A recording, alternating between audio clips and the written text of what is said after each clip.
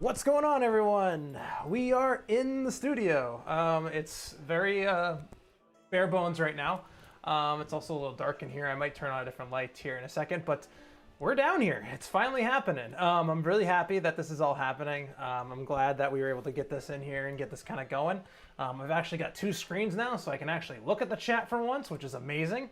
I never usually get to do that. The fact that I even have the chat is like I can actually look at it all at the same time, and everything looks.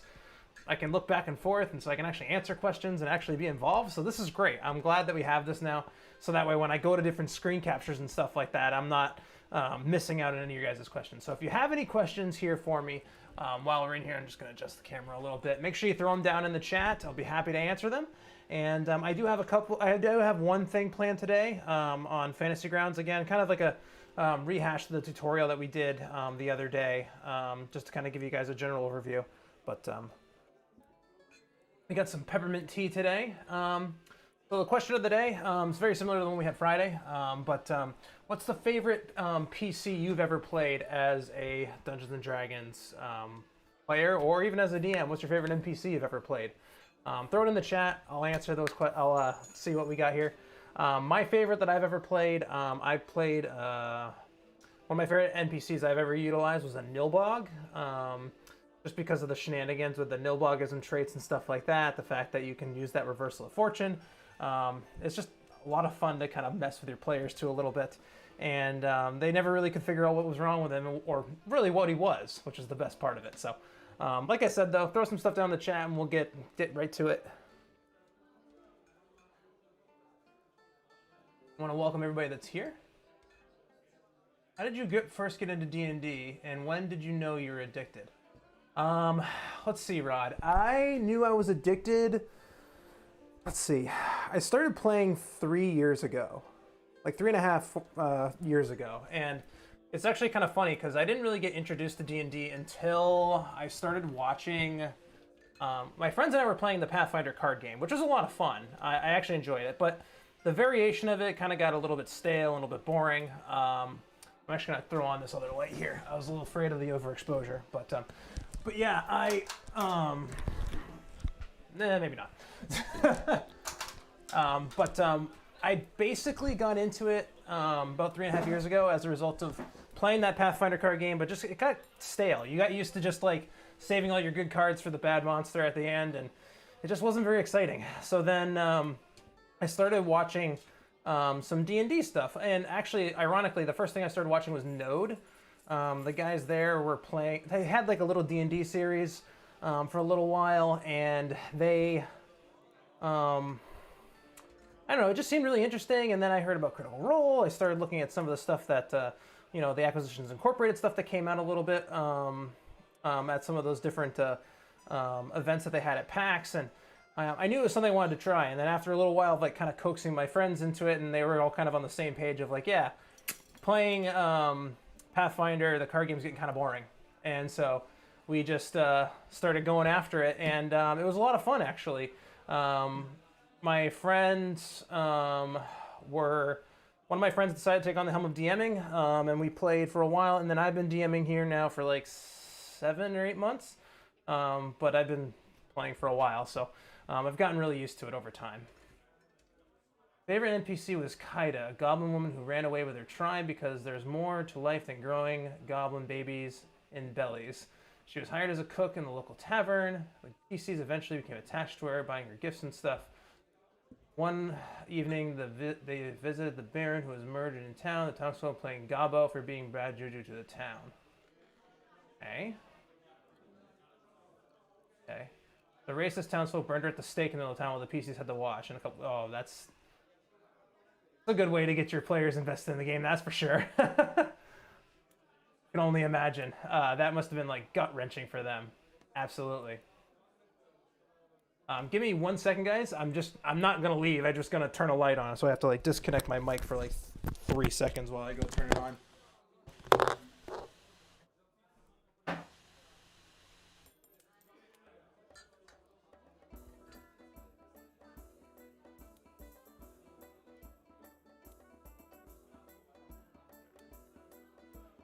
All right, told you I wasn't going that far. Yeah, that is dark.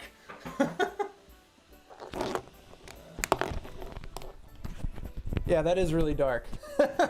Absolutely. Come on. There we go. Sorry if my microphone blows up in your ears, guys. I have to like throw it on every time. I will someday have a mic that I don't have to attach to my body. One of these days. My lighting's going crazy. But there we go. That's a little better. So if you're new to the stream, whether you're on the YouTube side of things or the Twitch side of things, make sure you follow, subscribe, all that jazz. But I do have a little bit of a lesson today that we'll go over on just kind of some more of that dynamic lighting stuff, I think, over on on the Fantasy Ground side of things. Otherwise, if you guys have anything else, I can forego that into something that you guys would rather talk about instead. So let me know in the chat if you want to talk about something else. But otherwise, I'll be bringing that here in a second.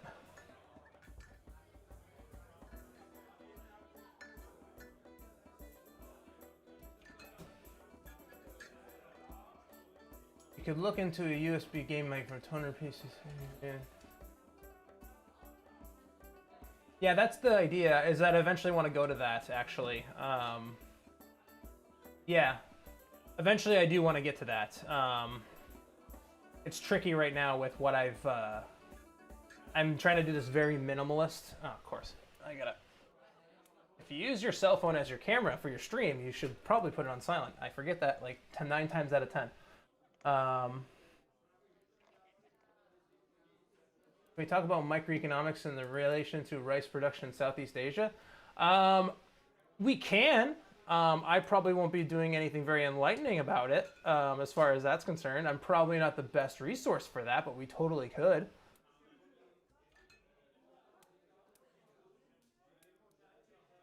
Yeah, it might be a short talk for sure. Yeah, I don't know if I'd necessarily be able to contribute a whole lot to that discussion, unfortunately.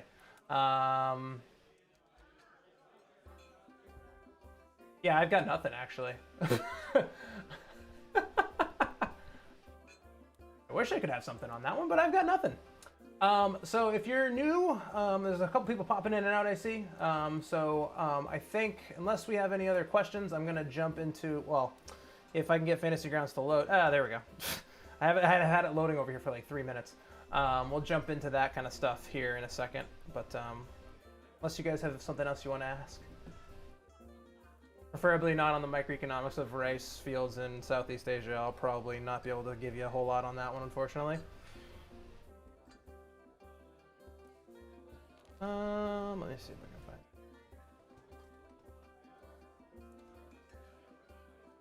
Yeah, this will work.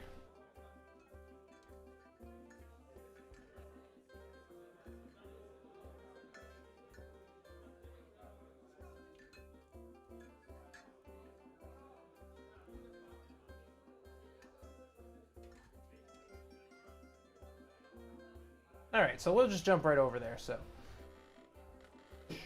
all right, so we did a little bit of dynamic lighting stuff. We did a little bit with the dynamic lighting stuff in the past. Let me try to change my window so you guys can see everything, because it looks like you're getting clipped on the bottom of it. Maybe. There we go. That should do it. All right. So we got a different battle map here. I'm gonna throw some PCs on here, we kind of talked a little bit about. Oops, come on. Oh boy. Come on, Jeffrey, come back. I always mess this up with the tokens and stuff like that. I don't play on Fantasy Grounds all the time. It kind of messes with me a little bit. Why aren't you doing what I want you to do?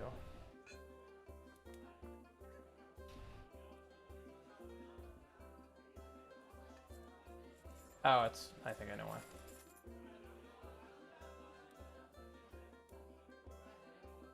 Alright. It's not cooperating with me right now for some reason. Although later it'll probably stack like 16 guys all in one spot, my luck. Oh, did my... No, it didn't drop. Okay. I'm just trying to... Okay.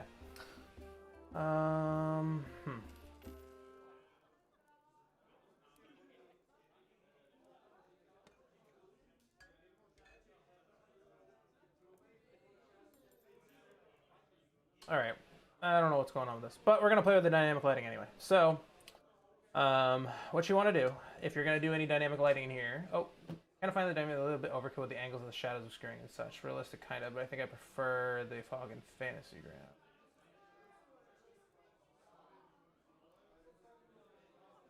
Yeah, I like it too. Oh, of course, this map already has everything on here, so that was easy enough. Oh, maybe it's because I'm not in play. Why aren't you doing anything I want?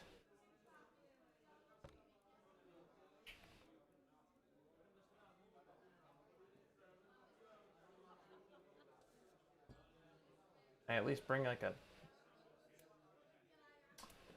Oh, I done it now. I think I froze myself.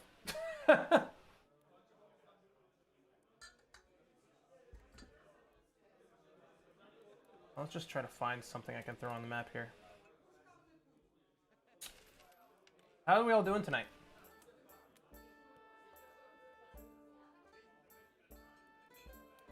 Everybody enjoying their Memorial Day, I'm sure.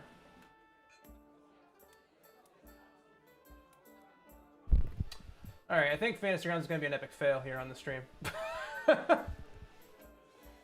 Seems like I'm having some issues today with it. Yeah, it's not. Yeah, it's stuck now. Cool. Alright, we're just going to get out of it.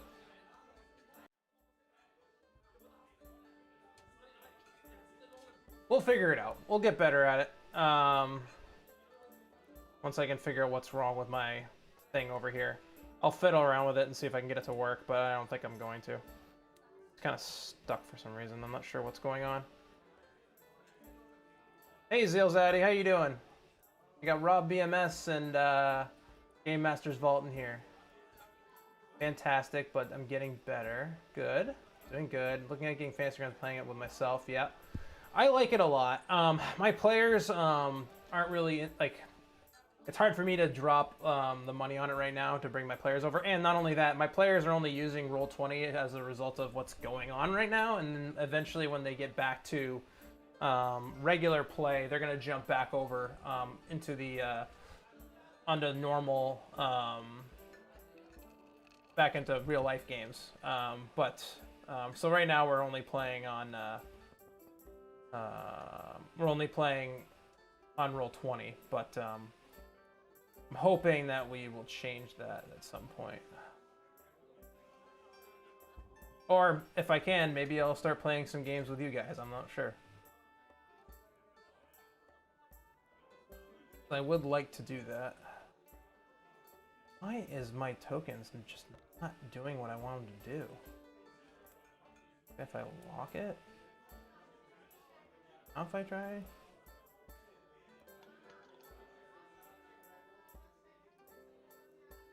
This is weird. I don't know why. Maybe it's just these maps just don't like me. Oh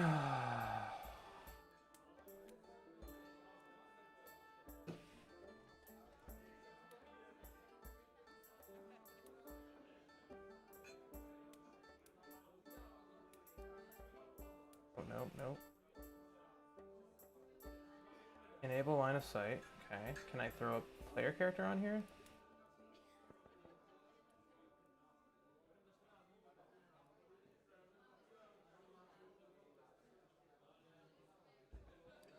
Tracker.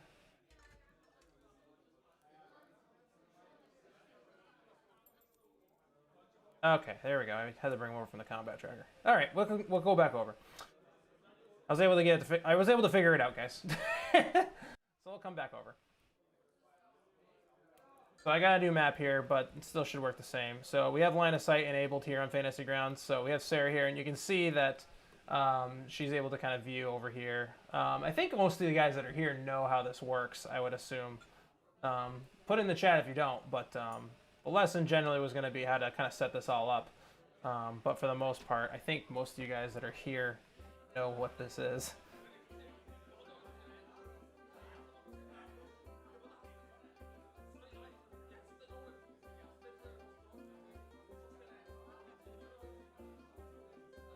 All right.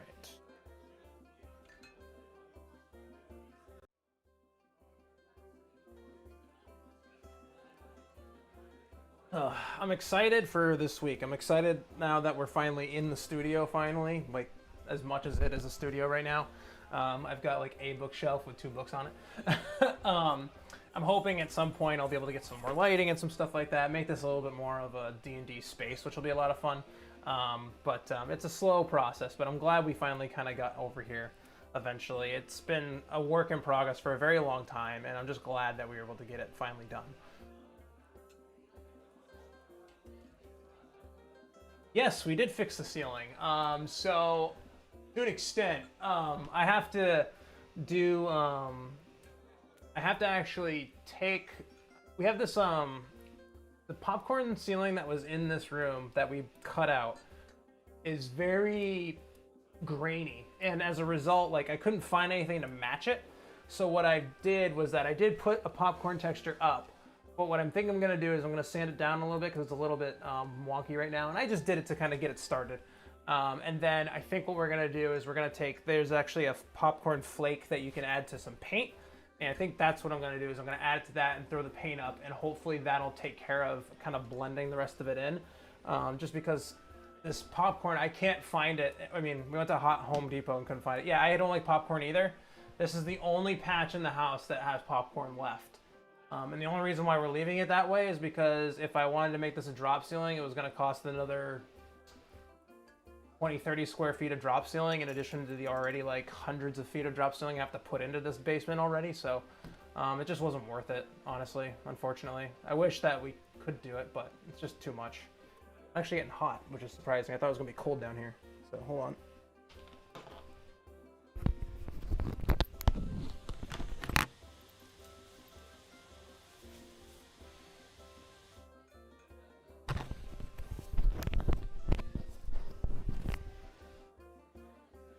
Eventually, I think we'll have shelving in here and stuff like that, so I can display some miniatures.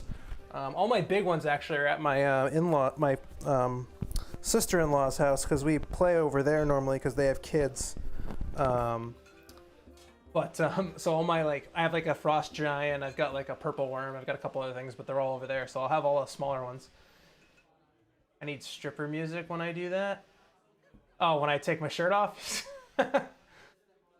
Yeah, I mean, a little questionable, but yeah, I'm not that cool. Oh, let's see here. So let me give you guys a kind of a synopsis of our last session on Saturday, if you guys are curious. So we actually I actually started writing everything. If you've ever played Pathfinder Kingmaker, there's a character in there called Lindsay who's basically the bard for the group, and she kind of documents the entire journey for the as part of the ability check encounters and stuff like that you end up in the game. So I have actually started writing my session notes from her perspective for when I do my synopsis for my players, which is a lot of fun. They got a kick out of it last week. But basically they actually continued their journey over the thin sheets, which is basically a Arctic frozen wasteland. It's awful. And they ran into a few things. They actually they found a white dragon egg, which is funny because they think they already have a red dragon egg, so that just makes it more fun. Just more shenanigans for them to play with. And then they encountered some Yetis, and 2 of the player characters almost died. There's actually 6 Yetis for 4 player characters at level 5, which they probably would have been fine if they stayed grouped up together. But one of them he's a fighter that's basically like a ranger. And he decided to kind of try to kite a couple of them, but he didn't realize that Yetis move 40 feet around, and he can only move 30. So he tried to run away from them, and then they just right up in his face, and he actually ended up kiting 2 of them right to him. And then our resident healer tried to get to him and got kind of stranded out in the middle of nowhere. And then our cleric, who's got the high AC, was basically trying to aggro everything at the same time, but just couldn't figure it out. But they ended up being fine.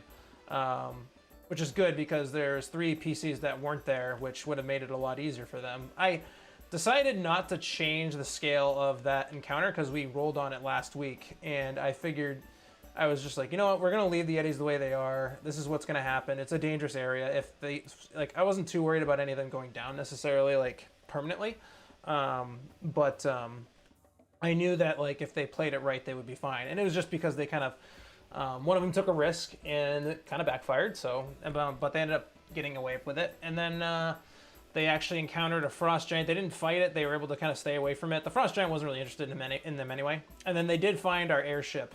That we kind of talked about last week, that we kind of put out there in the thin sheets, and they were able to find the captain's log, learned a little bit more of the history of what's been going on, or what did happen, and the result of why this kind of all these ruins are in this area of the world. And then they also found our buddy Elmer von Pudela dude down in the bottom of the ship. As a sword wraith, and he basically, I played him more as a ghost just because it seemed proper, and he basically was just like, I haven't been able to move on because, like, I was killed unjustly, like I'm like a brave warrior, and they just shot this ship down, and, like, I couldn't do anything about it. And so one of the player characters did agree to duel them, but of course it was our divine soul sorcerer, because he thinks he's the chosen one of his deity and thinks he can do everything. So it's always fun.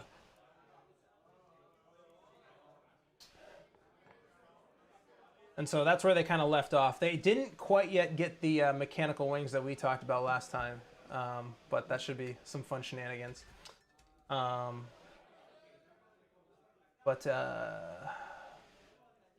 anyone has any questions, let me know. Let me see if I can get... I'm just going to close Fantasy Grounds because it's causing a lot of issues.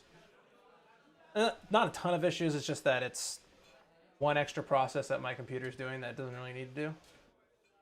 Do I have a preference on being a PC or DM? I actually like DMing now a lot more. I didn't know what I was going to like more. I do like being a PC. I find that I do role play my PCs now a lot better than I did previously. I'm a little bit more willing to take, not risks, but, like, more willing to, like, engage in social interactions a bit more. More than I used to, because before I was, like, nervous about saying the wrong thing or whatever like that, but now I'm much more inclined, and even to an extent take risks, because it's more fun to take risks and fail than to not take risks and never do anything interesting. Or at least that's what I've been starting to find, and I think as a result it's kind of changed the way I play my PCs, but I do like DMing a lot now. I was a little nervous when I started, just because obviously first time DMs just, like, you know, you're anxious, you over prepare to an extent. I still feel like I'm severely underprepared half the time, which is, I'm fine with that, because sometimes the best moments, not always the best moments, but can you loop sound effects in Roll20?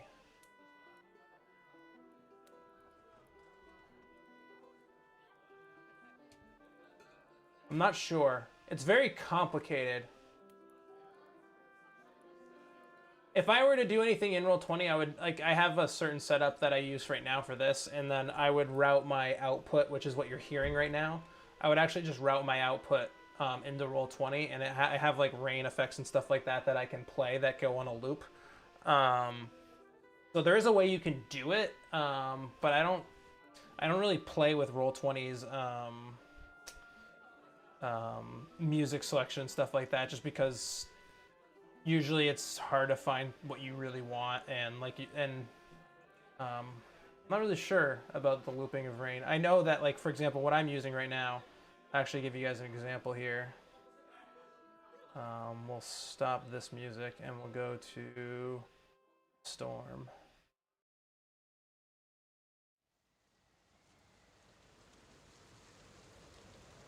I have it turned down a little bit, so it may be hard to hear, but like I'm using Syrinscape actually for all my sounds. So when I play on, if I do play my games and I use some ambient sounds, I use this and I kind of basically pipe it into my output, or I pipe it my output as an input into either Roll20 or Zoom, depending on what I'm doing. So that way they can hear my voice, but then they can also hear whatever my sound on my speakers are making on my computer. And so it works out really well. The only tricky part is that sometimes with Zoom especially, it gets a little bit muddy as far as like determining what's voice and what's sound. I'm asking because I'm getting up my first virtual tabletop campaign, and there are things I want to do, like loop ambient sounds.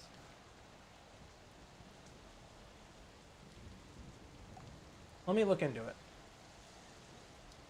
Let me see if I can play with that. We'll stop the rain sounds that you're hearing right now, and we'll go back to drinking time. But let's see if we can figure that out.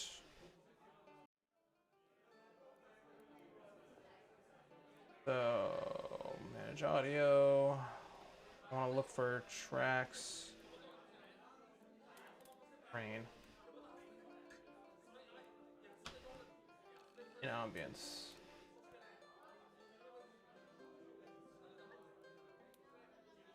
Okay, thanks.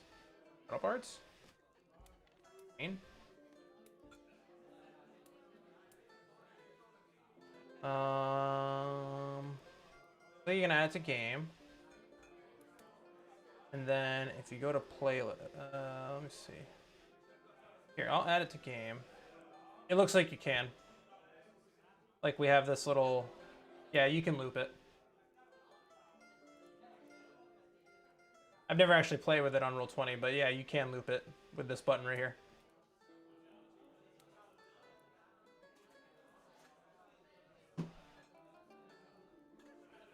It's all about knowing where to look too. I don't always know everything, but yeah, and tabletop audio is free to use.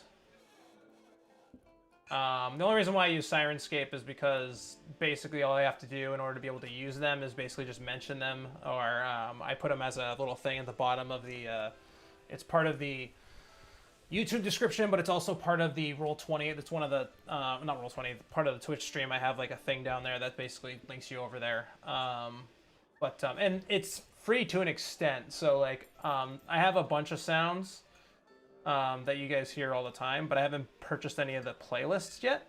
I am thinking about purchasing the D&D sounds just because it's like 15 bucks. And like you can see, like I can route the audio any way I want to. So it ends up working out really well for me. But that and like a virtual tabletop or tabletop audio, I don't know if they're as friendly with that.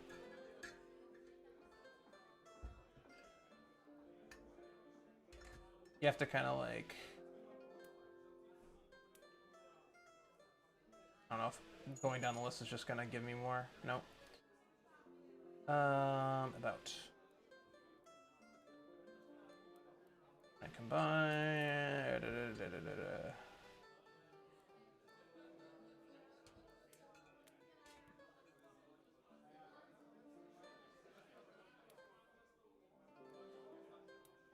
Player will loop the playlist by default, i.e. when the last track will start again. If there's one track in the playlist, it'll loop. If there's a loop toggle for individual tracks in the playlist, when this is selected, the track will loop and on loop until it's switched off. Okay. That can do that too. Can I use your audio in my podcast or videos? It's non-profit. What if I monetize? That's the tricky part. There's a very, like this one, I just don't like the idea of like, because they do like, if you're making more than using the ambiances, then you decide where the line is drawn. If it doesn't seem reasonable, we can some licensing fee. So like, I don't like if I ever get to the point where I can monetize, I don't want to like have to worry about that. Whereas Syrinscape already basically is just like, yeah, just use it. Just make sure you mention us. And I think part of it's also because they allow you to create your own link to like drive traffic to their site, so that way they know where things are coming from too. So then when they see that your link is being used a lot, then they can reach out to you, and like it's kind of, you know what I mean. So it's it works well for both parties involved, depending on how you want to do it. So that's why I think they do it the way they do it. But every company with audio is different. Yeah, but in Roll20 you can use the jukebox and like create some stuff on the playlist. I like using the sounds that I have in here in Syrinscape for now. That'll change, I'm sure, once I get like I said, I want to get the full D&D like set because they have a lot of good stuff. I'm using animated GIFs of say a campfire, a good idea, or Roll 20 bow down will actually even work.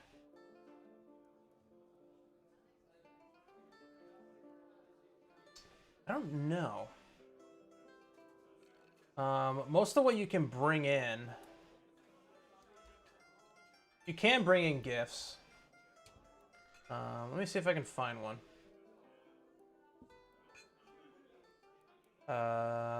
Camp fire GIF. Animated.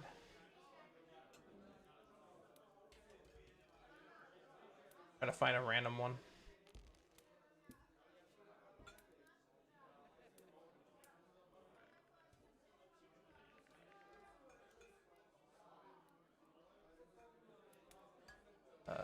Yes, I did this.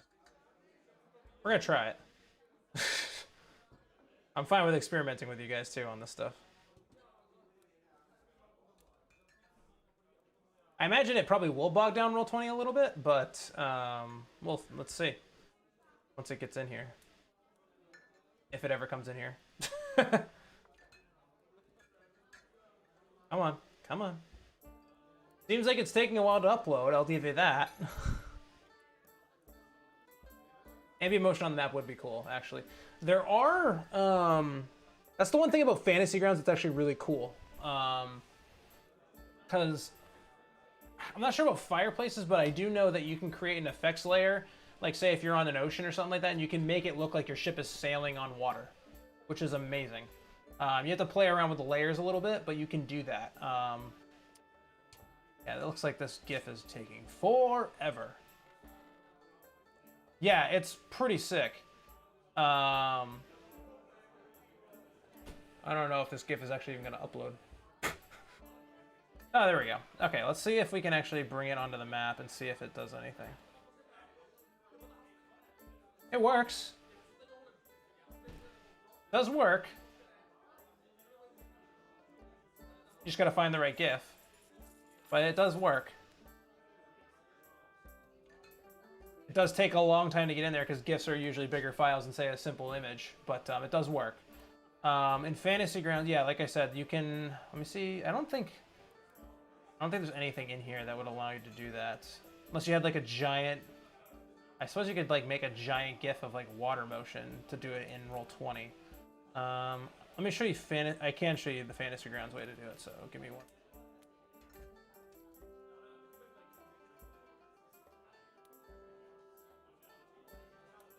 We'll go back in there. Who cares? Fine if it... Yeah.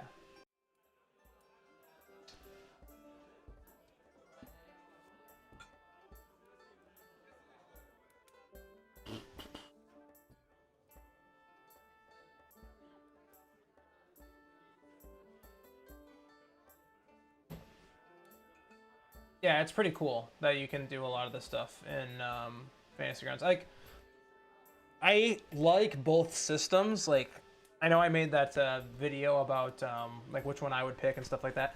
The reason why I would pick Fantasy Grounds is because A, it looks more like a real tabletop. How long did it take you to get comfortable with Fantasy Grounds? I'm still not even really all that comfortable with it because I don't utilize it a ton. I'm thinking about utilizing it as a pseudo DM screen, maybe, for my online games. I mean, right now I do use OneNote a lot, which is my preferred method of doing things. But it's very intuitive, actually. I mean, and I'll be coming up with obviously more tutorials in the future, but it's actually much more intuitive than you would think. Like, for line of sight with Roll20, the tricky part with that is that you have to, like, make sure that the map layer enables line of sight, then you have to emit light from the token, and then you have to, there's a lot of steps that you have to go through in order to make it work. Versus, have you ever heard, or have you ever used World Anvil? I have not, but I do know that it's basically, it's like a pseudo OneNote plus, like, social media integration plus, like, a lot of other stuff, which is really cool. If I did use World Anvil, my wife might kill me because it does cost quite a bit. But It does look really interesting and really cool. I like that there are a lot more software companies coming out with these different ideas. I'm just gonna take a random battle map, even though I don't really have a good example here. But for example, oh, I gotta unlock it first. I want to make it bigger. I'm gonna add an effects layer. And then we're going to come over here into effects. We're going to make sure we have this selected. But you can make rain, snow, water. That's one way you can do your water effect. Mist, blizzard. Like, there's so many different choices. And then I believe, yeah, then there's an ocean one. So you can see it's kind of very slowly kind of moving. So then you can put like a ship on top of it. Actually, I might have... I don't think I have it uploaded into Fantasy Grounds, but you can put a ship on top of it, and then it makes it look like the ship's kind of sailing over the ocean, which is really cool. And then if you ever didn't want to see this layer, you can just turn it off. Turn it back on. Which is cool. It is really cool. I like it a lot. Let's see. You can draw a section and cut out the fog of war to reveal a room to players. I mean, dynamic lighting is fancy and neat, but it's not something we have to have on a real work tabletop. Yeah, I agree. I do agree with that. I find it. I like fog of war works for me just as fine. Like I'm fine with just using fog of war if that's what I wanted to do. But I don't know why. I mean, I understand why. I understand the appeal of it because if you're playing a game where most of your interactions within dungeons and doing dungeon crawls are based on playing with your tokens on the token system and you want to explore that way and you don't want to do theater of the mind, then I understand. However, it's very RPG game, like a video gamey type video game type kind of like interface to it, I guess is what I'm trying to say. So I understand. So I like get the appeal for some people, but me personally, it doesn't really do a whole lot for me on that side of things. It just doesn't. I like the idea of it, but it just doesn't really. Like I don't use it right now in my campaign because like most of what I do is I use Theater of the Mind until the map actually matters. Then I bring the map out when it actually matters. And with that being said, usually when the map matters, the most you actually need is Fog of War. It is a lot to set up, unless, so let's actually go back to Fantasy Grounds. Some maps can come already set up. So I have some maps, like we were looking at here a second ago. I think this battle map was a good example, actually. And I need the combat tracker to bring my character over, so I'm gonna think for 10 seconds here. Oh, did I lose it? We'll bring Sarah onto the map. And then enable line of sight. If I come down to her, this map already had it in it. And if you actually look at, and we come over here, you can see that it's already been integrated. So depending on the where you're getting your maps, it can already be integrated to already be in the actual software already. Although it does look like some of these aren't perfect. Like I do get the appeal of line of sight, but you can see like as I move Sarah around, like things move around and stuff like that, which is nice. But depending on the system you're using, the maps already come like. But as you can see here, depending on some of the maps, like this map is not catching. It doesn't look like it's catching this piece right here. Oh, I'm on the wrong. Sorry, I clicked the wrong one. This is why I need a. This is why I need a stream deck. But if I'll go back to it. So if I click on line of sight, this map already came with line of sight enabled, so it already had preloaded a preset from Smiteworks to have line of sight already created in this map. There are ways you can make your own custom line of sight, which what I was saying was that it looks like some of these places aren't perfect, like they didn't make everything right. So like I can close this off and close this one off. And then if I go back to play, when she comes back into this room, it's gonna not reveal it for her as much. Actually, let me see if I can... Yeah, there we go. Actually, let me bring her off the map. And then bring a new one back on, because I think it's not registering properly. Yeah, so now you can see that now she can't see through this wall over to this little corner here, because I had to fix it. But, so some of the pre-made ones have it perfect, which is nice. And you can see this kind of like graying effect. Basically there's, it kind of makes a fog of war / exploration mode already put into it.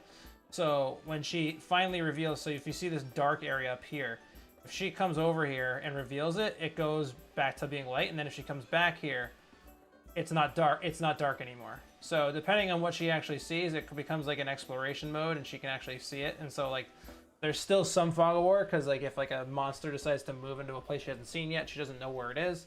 Or if she comes around the corner and the monster decides to come from here and go over here, she doesn't know where it goes. But she knows the general layout of the room, so it'll reveal it to her. I am in DM mode, so you can see everything. But on the player side of things, she wouldn't be able to see any of these like tight corners and stuff like that, or she wouldn't be able to see where you can see the shadow.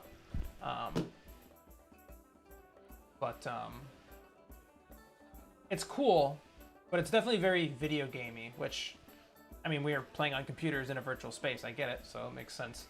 I keep looking over here because my big TV has like the screen, the capture, but you're over here.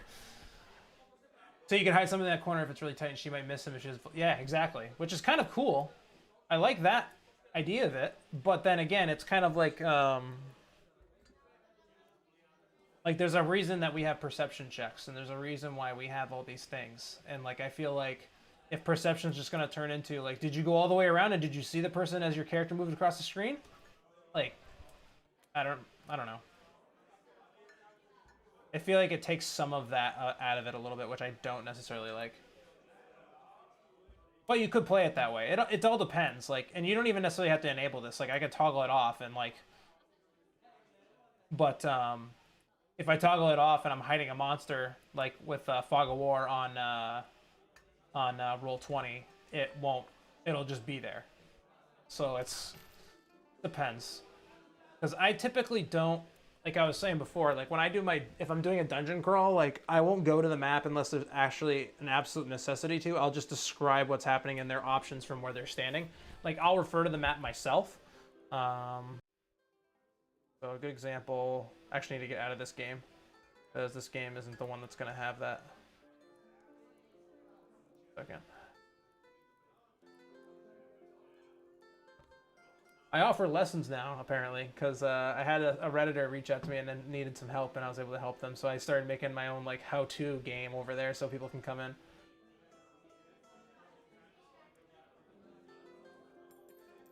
Yeah, yeah, it does.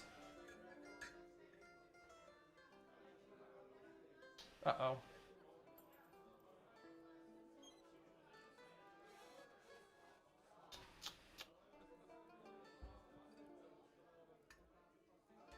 I better not have dropped while I'm connected to the internet. Yeah, hardline.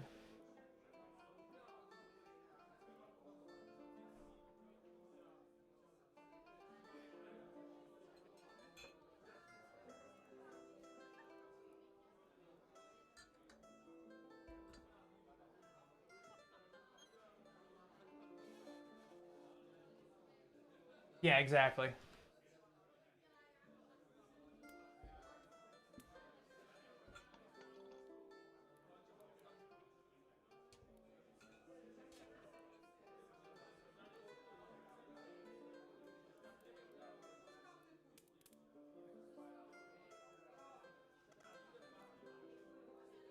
I'm trying to figure out what's going on here, guys.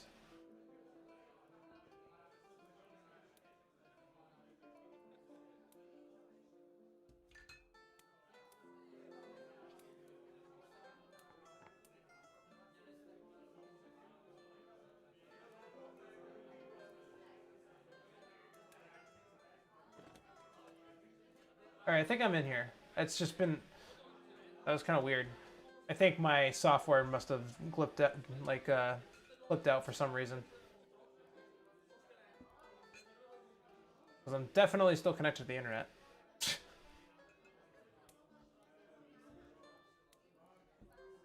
Everything's still working, it looks like.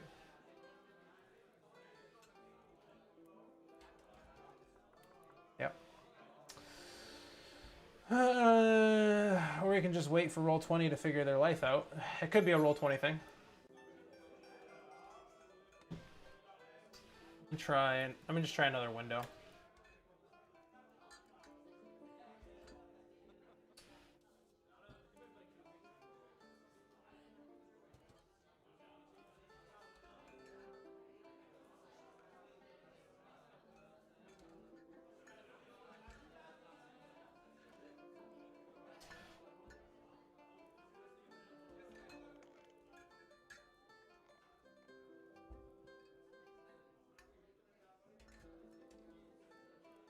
Well, this is great.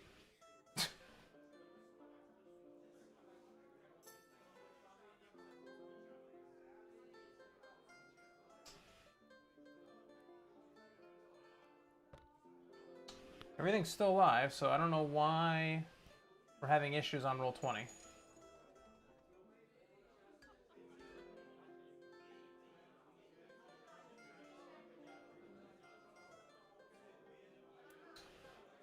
Page is slowing down your browser. What do you like to do? Okay. Alright, it finally came in. Jesus. That was crazy. I don't know what happened there. Alright, we're gonna close it. Probably don't need this. Alright. Alright, we brought it back. We're good here now. Oy, oy. Sorry, I was like going crazy with the zooming here. So a good example. Yeah, I think it is a Roll20 problem. Good example of what we're talking about when I say like I only reveal my map when I have to. So here's a dungeon here that I have, and I have a lot of monsters that are also on the GM layer in Roll20.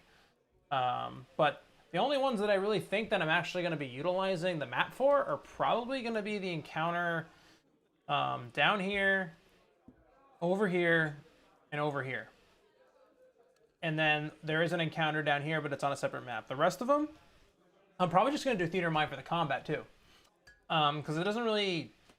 Most of these monsters are pretty mundane that are in here, and they're not necessarily going to be like a thing that like the players need to necessarily know where they need to be positioned on the battlefield for them. So I'm not entirely worried about that.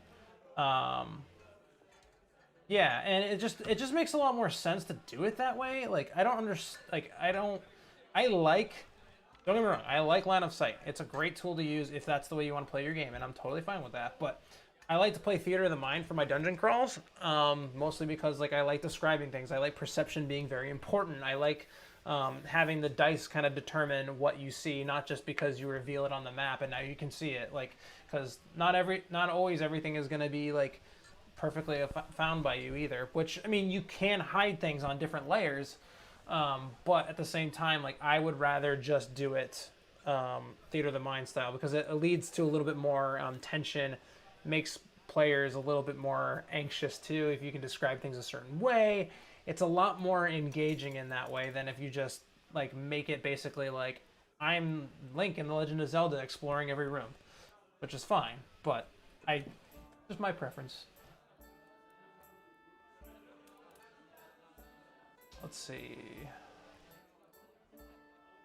And you can actually see here, I mean they're all on the GM layer, so it's kind of difficult to see. So I'm going to actually move my tokens. With the exception of my players. My players are not in the GM layer. I'm going to move all of these guys to the token layer so you can see them a little better. So like I said, like there's these animated armors here, there's some flying swords here, there's some zombies in a random hallway. These giant crayfish are a little bit more, they've been upscaled a little bit, so they're a little bit harder. I think Bryce Loves Gaming has a good balance with his Twitch D&D stream. They use monster tokens for all the fights, but it works well. Yeah, it's to each their own, you know what I mean? Like, it's one of those things, depends on how you want to play it. I'm fine with having a battlefield, but depending on like if it's a mundane kind of monster, I'd rather. Oh yeah, this is another one that I probably would have them map out a little bit. Even though it's one guy, he can pack a punch. But I just feel it's just the way I prefer it. Now I'm open to doing things different ways, and I could definitely try that though. I would like to eventually have a stream game, but right now I know my players that I have, and I know that they would be very apprehensive.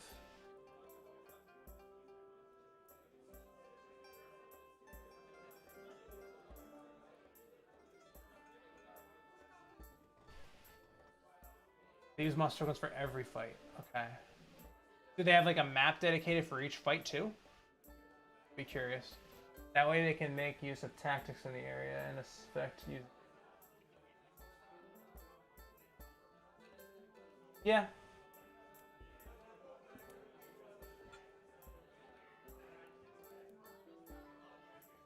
Yeah, that makes sense for sure. I would think about it if that was the context, but with Roll20, I don't know. Yeah, that's true too. That does come into play depending on the situation. So if a lot of the things that I have here are kind of like isolated or whatever the case may be, then like a lot of these things like isolated room, isolated room, isolated room with items with monsters that aren't necessarily going to be wandering. Like a good example, the Rug of Smothering. Sorry, I'm like going crazy here with the map, but there's a Rug of Smothering here. It's not going to move. These zombies are wandering aimlessly. They're probably not going to go anywhere. These animated swords aren't going to get animated until they come in. These zombies wandering aimlessly in these hallways, which I can move them around if I want to, which is something that like I could play with. But a lot of these doors are also locked, so it's like kind of made in a way that like a lot of this is isolated. But I have done things where like I've had players play in choke points and stuff like that, like you're talking about, and I will bring up a map for that. It just all depends on the situation. Like where some of the like these are just like standard 1/4 CR zombie creatures here. Like they're probably gonna get taken out in a round or two by my 7 level 5 characters. So it just depends. I guess the best way to put it. But I can see what you're talking about though. As far as using like battlefield strategy to kind of affect the way those kinds of combats work, for sure.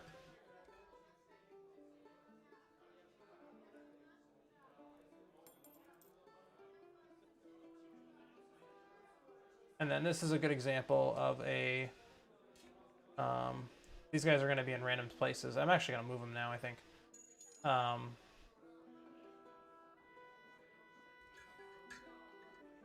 These zombies are actually a little different than regular zombies. They just have like an extra thing.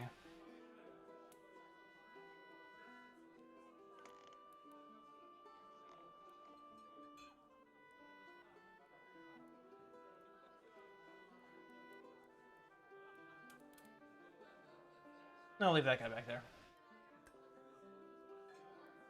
Oh, it's nuts. The campaign videos on that are completely crazy. I can only... what's the best way to describe it? We've got 2 barbarians and a cleric with a 22 AC. So we have 3 people who like to play tanks. Well, 2 that actually want to be the tank, but one of them should be the tank because they have a 22 AC. And they have like a positive for all their saving throws. So it's kind of really funny how that ends up working out. And then we have a monk. We have a fighter who's basically a ranger. Then we have a divine soul sorcerer, and we have a wizard. And we actually have technically we also have, which I should probably put her on here because she'll probably be there. We have an NPC. It's not a DMPC. It's not meant to be a DMPC. It's meant to be a PC that's there so that way my wizard character is interested in possibly playing a different character, and it's just a way to have that character available there, but it turns into very wonky fights as a result because it's a blade singer, so it just makes things very interesting when those combats come up for sure. And we also end up basically having like 8 player characters. to an extent, because one of them is basically maybe going to take over for the other one, and then so it just makes it really tricky. But it works. It ends up working. Actually, I can put the rest of these. So I've been actually holding off on putting every character on these maps because our last session we only had 4 players. But it makes it easier if I have them all on here so they can kind of put themselves wherever they end up wanting to be. And then in this particular scenario where there's a lot of fights in the same kind of area, I just basically took one map and I basically layered every encounter on top of this map. So when one comes up, I move things around.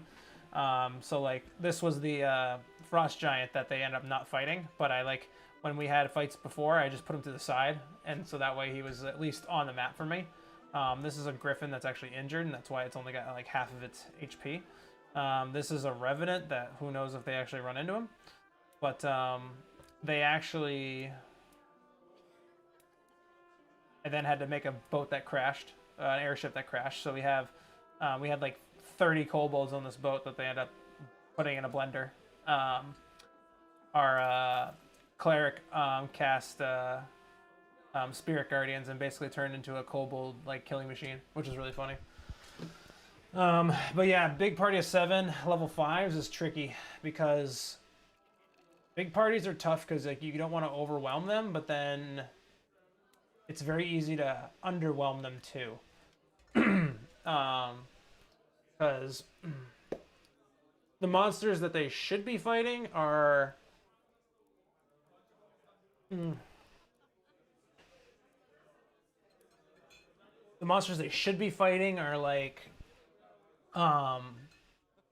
they're like basically under leveled because the action economy turns into like 7 on like, so say if something's like a CR 5 creature and it's supposed to be good for a party of like 4 level 5s, having it go against 7 level 5s makes it basically mundane.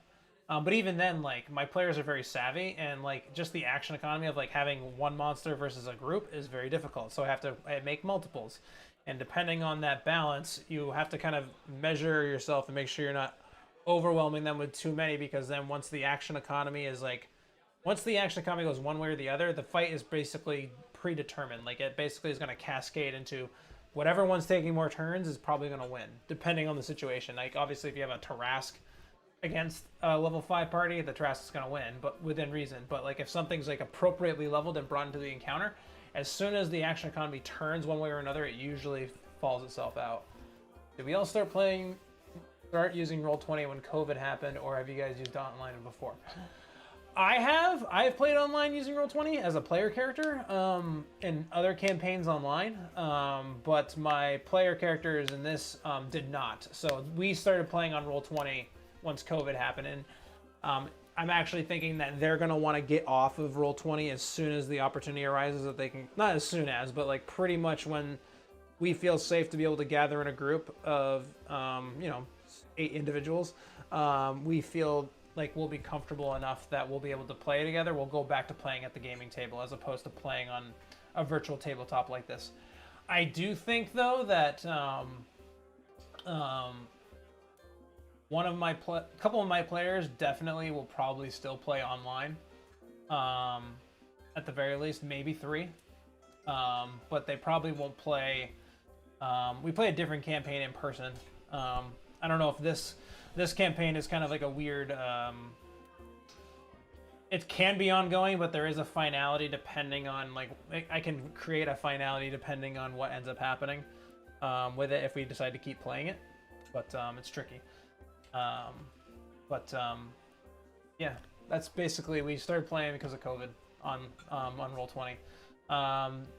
There was the opportunity to, of course, try Fantasy Grounds, but then it would have been an investment, and I don't know if my players... I know a majority of my players don't want to put in for the investment, even though technically you only need one person to want to fork off over $150 if you want an ultimate subscription, or $135 if there's a sale or whatever. I just knew that once we started playing on Roll20 and it was free, the idea of paying for something was not going to be of their interest.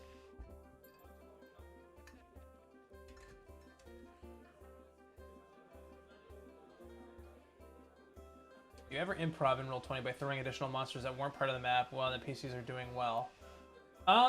Depends. I don't have a full repertoire in my monster manual that I have on here. So I have a good amount of tokens, but I don't have every token. Yet I'm slowly adding more, and some of them I've like acquired, but then some of them I had to like go find pictures of people and stuff, and then I started finding these ones, which I'd rather use these ones. And then depending on what they are, where they are, I can change the color. Like I have some white kobolds here. Depends. And usually what I'll end up doing is that if that happens, so I'll show you a good example. We had those kobolds that we had like 30 of them. If I ever run into the situation where I feel like I need to bring more in, what I'll often do is I'll take, like, say if they're fighting like 2 of these revenants, and it seems like it's gonna go the other way and go south, and I want to introduce another one, I'll just copy one and like throw it off screen on the GM layer, and then like I'll be like, oh, somebody heard you and they came in. So like that way at least like it's still like realistic to the fact that like you're playing with the same kind of monsters, and not, I mean, you can like throw in a random one if you want to. But like the availability to just basically copy and paste as you're going is really, really, really nice, and I like that kind of functionality. I did that with my kobolds to an extent, like I, depending on how it was going to go. Although 30 kobolds against 4 characters basically just turn, and with Spirit Guardians just basically turns into like it's gonna kill them all eventually anyway, because they all have like 7 HP except for the dragon shields, and then even then like they're trying to hit something with a 22 AC with a +3 to hit. They're just gonna keep hitting the guy in the shield basically.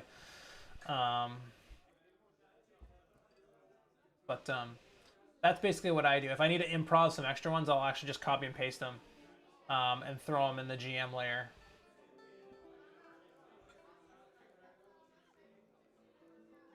Although I'm curious, I want to try something here really quick. What can't Roll20 and Fantasy Grounds do compared to tabletop role playing? They can't bring snacks. So there's that. But realistically, I honestly feel like genuine role play is like the hardest thing to replicate via a virtual system. No, they don't do pretzels and beer, unfortunately. I mean, you can bring your own pretzels and beer, but it's not the same when you're just eating your own pretzels and beer and you're not eating them and drinking them with your friends. But then the other thing is that like I feel that role playing is a little bit more difficult in a virtual space, because you're not there to see everyone's facial expression. I mean, you can do stuff via like Zoom and stuff like that, but it's really hard to get everyone's actual facial expression and kind of be able to read into it. So it makes it very difficult. It does not translate very well. Exactly. You lose the faces. And if you're playing like just via Discord without video, you lose it even more. So it's very difficult to actually replicate that experience. Then also the fact that like they're your friends gathering all together to hang out with each other too. So like it's that like little camaraderie experience is definitely tainted a bit in my opinion when you're playing online. It doesn't feel the same. And then posted stamp faces with compressed audio is not as good as live. It is also slower.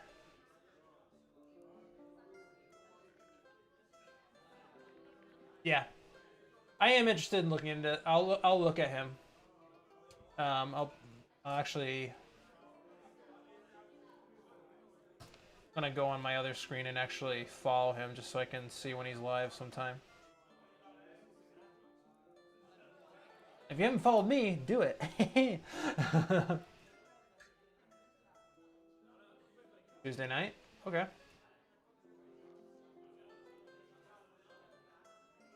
At 10 p.m.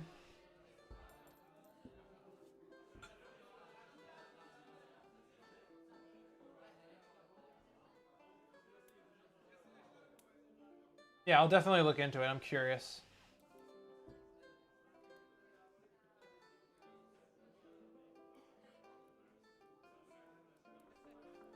Yeah.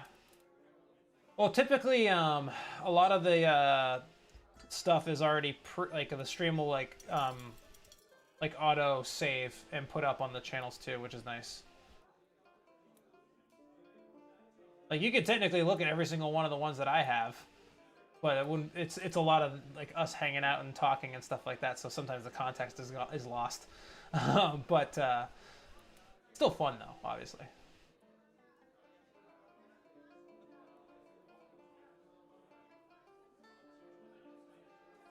But yeah, I'll definitely check him out.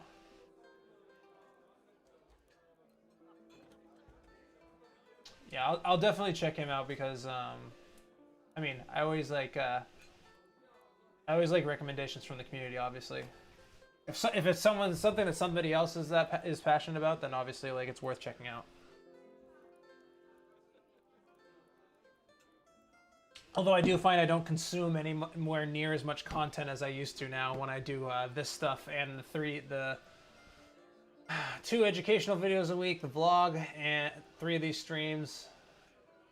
I think the only day, and then I play every Saturday. So the only day I don't have dedicated to doing something content creation is technically my game day on Saturday. But even then, I'm like creating content all week for the game that then gets presented on Saturday. So it's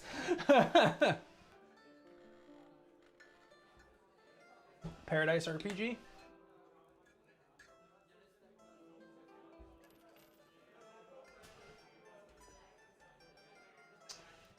Eventually, we will definitely have a live game on here, and it'll probably be. I almost want to do. Let me see if this actually makes sense. So there are. Oh, they're playing right now. So a lot of. I'm gonna try and keep it muted so you guys don't get blown up on my audio.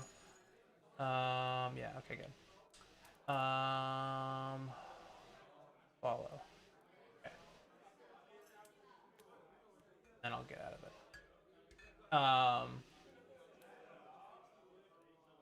But I'm almost thinking about doing it on Thursdays at 6 or 7 p.m. Eastern time, although my wife might kill me. And the reason why I'm thinking that is because it would definitely get rid of one of the live streams, either Wednesday or Friday. Like it wouldn't be able to happen. Yeah, my wife might kill me. It's an LOL. And my methodology behind that is I'm not sure what other people are doing right now for Thursday nights, but obviously Critical Role starts at 7 o'clock Eastern or Pacific Standard Time. So like if anyone on the East Coast is watching it, they're watching it at 10 o'clock at night. So if I can capture that audience prior to Critical Role, and then or like basically like try to almost be like the Critical Role pre-show is what I would like to call it, but I wouldn't call it that obviously because branding. But I feel like that's a good time space if like you get people that want to do stuff and watch it the whole time. Yeah, I think it's clever. It may not be that clever actually, because it might be something that people have already thought of. But I think like as a lead-in. Like especially for people on the East Coast, that it's like they start watching it. If you're like me, I used to watch it, but then around like midnight I would crash and I couldn't finish the episode because it would sometimes play until 2 a.m. or 3 o'clock in the morning. I can't do that every Thursday, so I feel like if there's an opportunity to kind of fill that like kind of space where like for the people on the East Coast that they would want to watch, I feel like that there's an opportunity there for whoever wants it. I don't think I haven't really checked, but I don't think anyone's really filling that void prior to Critical Role. Anyone who streams during Critical Role time as a D&D streamer, you might as well just give up. And then I know D&D has their own schedule, which makes it kind of challenging. D&D live stream. So they make it's like good. I like that they do that, but then it does make it very challenging when they're also populating the space. Yeah, I'll check it out in the first hour for sure. Do they have the schedule here? Oh Jesus. Oh, I see what happened. I want the D&D channel, not just Dungeons and Dragons. I'm looking at it on a different screen, so that way you guys don't get blown up.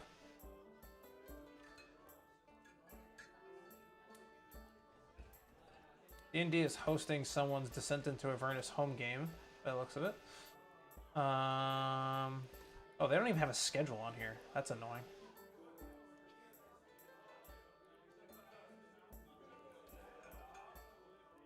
I'm interested to see a D&D live. I'm curious to see how that goes. It'll be interesting because I'm assuming they're all going to be remote, so it's going to be very interesting.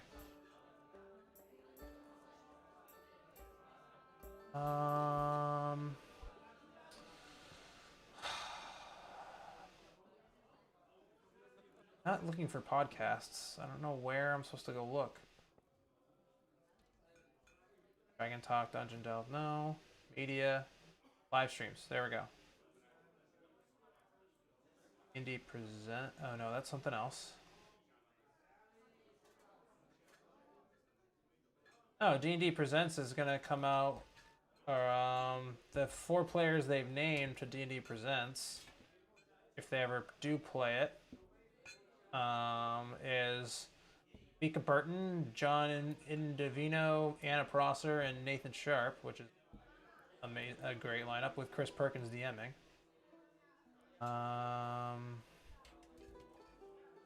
Dragon Talk, Dragon Plus stream, what I want. Watch on Twitch 1:00 p.m. Eastern. They play more games than this, so I'm like trying to figure out why they don't do a very good job advertising anywhere. I know they like release that like Facebook schedule every week, but I don't know anyone who actually really stays on Facebook to like actually like to remind themselves when D&D is streaming.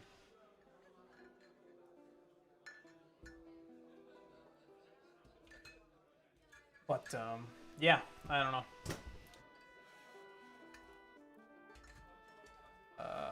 Let me see if I can find it. Dungeons and Dragons.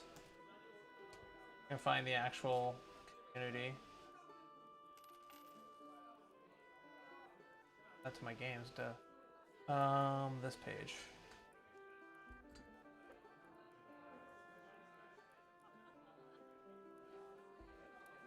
Yeah, they like start games randomly. Okay, so they're like hosting local game stores streams. Dragon Talk, Talk About D&D Live, Hexco. Yeah, they don't do a very good job. Yeah. They need to have something where they actually have, okay, here it is, finally. Jesus. That took me forever to find. I had to go all the way to, I had to go like 16 pages down or posts down on their Facebook just to find their schedule. And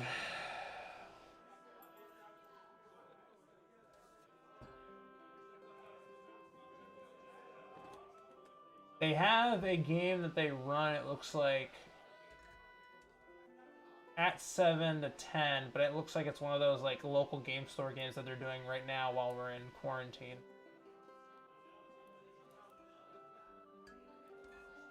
Right now. Their Thursday is packed.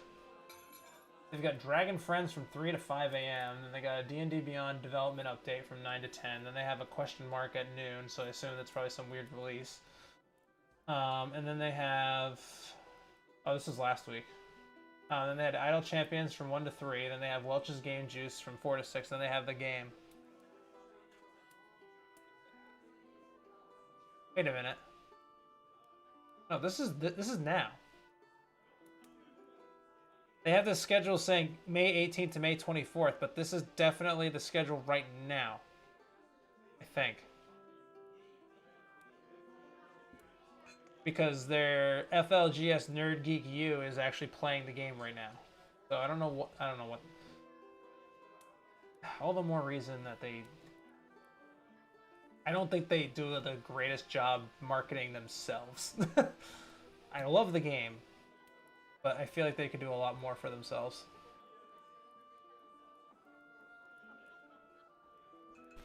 – Let's see.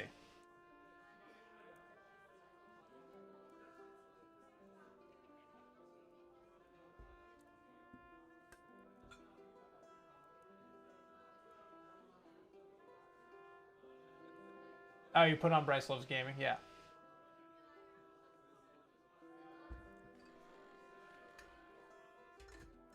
Six-hour long games. Jeez.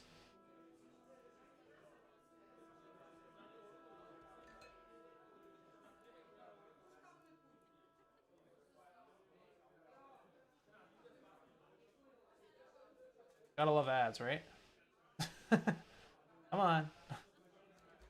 I assume that's time-stamped. Oh, give me an idea of the layout. Okay. Come on. I just got like the longest like bounty, like quicker picker upper like ad.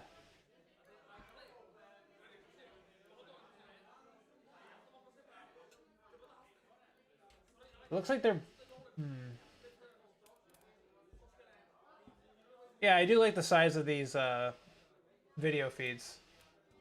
A bouncy one? Yeah, because they're like, oh, the gamers will like this because it's like, oh no, epic fail. They dropped like juice on their mouse.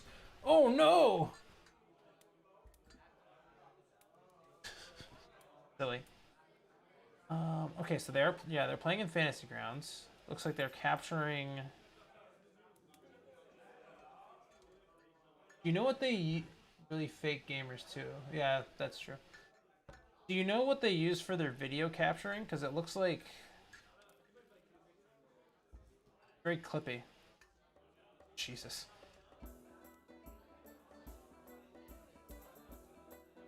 Although I guess like every video feed is going to be clippy no matter what you do, if you use Zoom or if you use... Oh yeah, I know the bounty ad. I know you meant that.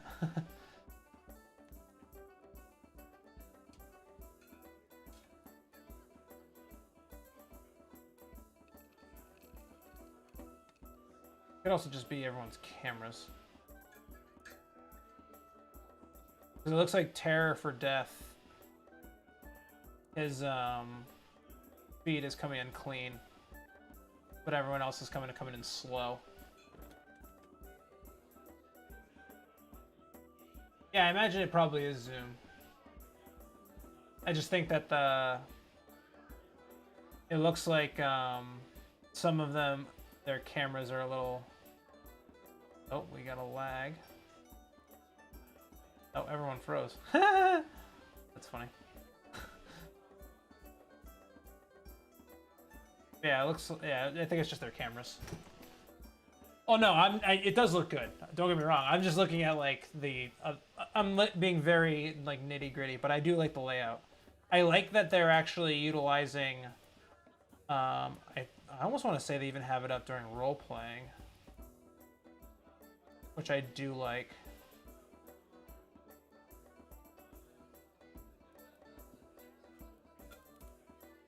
I think they do. Yeah, I like that they have the opportunity to like kind of play with Fantasy Grounds while they're role playing, because it depends on like your thought process. Like some people really enjoy like the up close face kind of look for some of the like RP interactions, but the fact that they can actually have the software also integrated into it and like actually utilize it, so that way people can kind of see where they are, is kind of cool. Can you imagine having all 7 of your party members with webcams on a stream? Absolutely not. Absolutely not. Because one of them has to use his phone to like use as his camera and then also logs in via his computer to Zoom. So he's got like 2 feeds going in because he needs to he needs to do audio via his computer, but then his camera via his phone because he doesn't have a good web. I don't know why he does it. And I think it's because he often has to take his dog out. And then the other one of them can't even load Roll20. So they have to like have us move them around on the map. It's kind of funny. Yeah, exactly. I mean, I use my phone as my stream cam, but that's mostly because I just want the good picture for the stream. But then I use my like laptop video camera, which is fine for playing with in my games. And then we have another couple, like two of them are couples that play that like sit on the couch and play like they sit next to each other on their couch and they use the same camera. So we got two couples do that.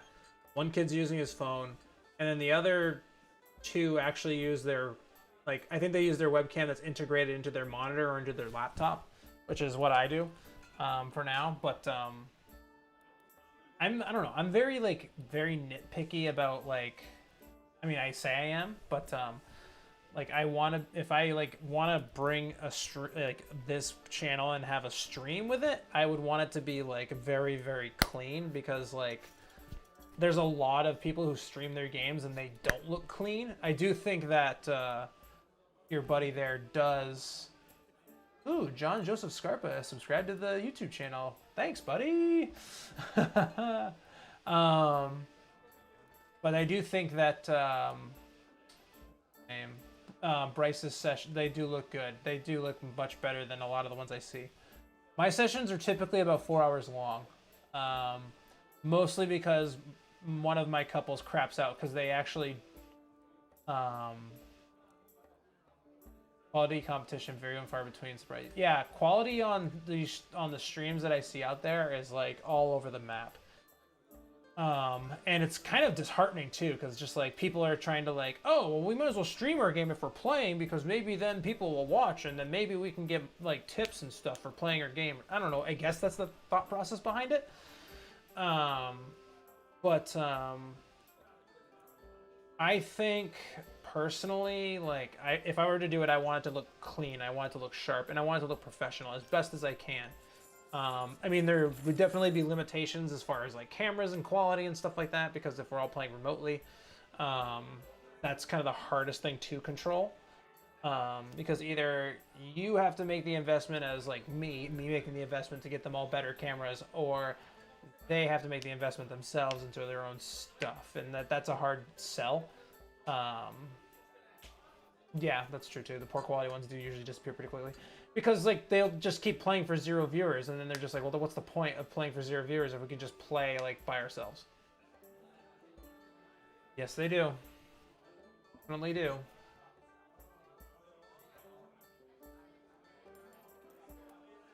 Honestly, I found a couple with the right balance for me. I don't see like seeing a huge webcam windows. I want to see the map or a tabletop layout if possible, plus some ideas of what the characters look like. Yeah, I agree with that for sure. It's tricky. It's a fine balance. Like I like it's if I were to do an online game, I would probably do something along the lines of having, I would do it similar to a lot of like, not to like copy it, but word for, or like exactly, but a lot of the live streams that happen, like in-person live streams where they have like 3 or 4 people kind of like in a row on one side, 3 or 4 on another on the other side, and then like their artwork of their like little individual characters like underneath them. I like that for specifically the like parts that aren't utilized on a battlefield, or like things that really should be more role-playing heavy, stuff like that.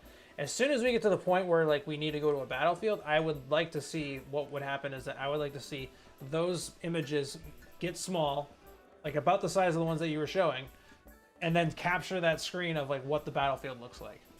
That's what I think. Yeah, I saw that, Zeal. I saw that you guys do that.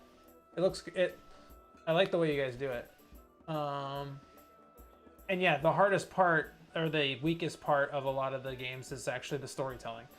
Because what's fun for you isn't necessarily what's fun for everyone to watch. And so that's the tricky part too, because it's very much, there is a point, I think Critical Role got lucky because, not lucky, but I think that, I mean, they did. They'll admit it themselves.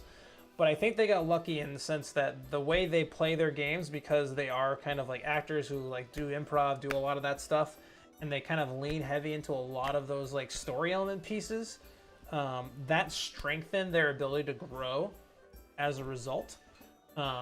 And the difficulty coming now is like anyone that wants to enter that space as a tabletop role player, the one tricky part they have is they don't have this, like, you know, 15, 20 years of acting experience and improv and storytelling and understanding like how the adventurer's journey is made and like all the like different story elements and that kind of stuff. They don't have that experience. So then if they're going in and they're just doing whatever they have fun with, whatever they play at their home game, it's fun for them and their friends, but then it doesn't necessarily entertain. And so that's the tricky part, and that's why storytelling is probably usually a difficult part to basically replicate for a lot of streamers, because it's something that, especially for like having Critical Role and having that kind of background that they have, huge.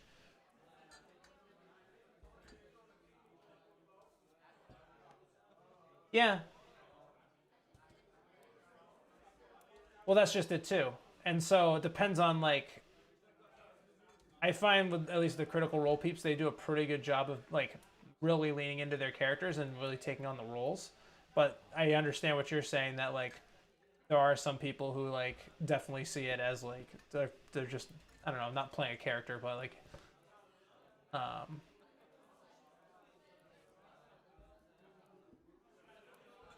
and being authentic is huge. Like, yeah. Yeah, it all depends.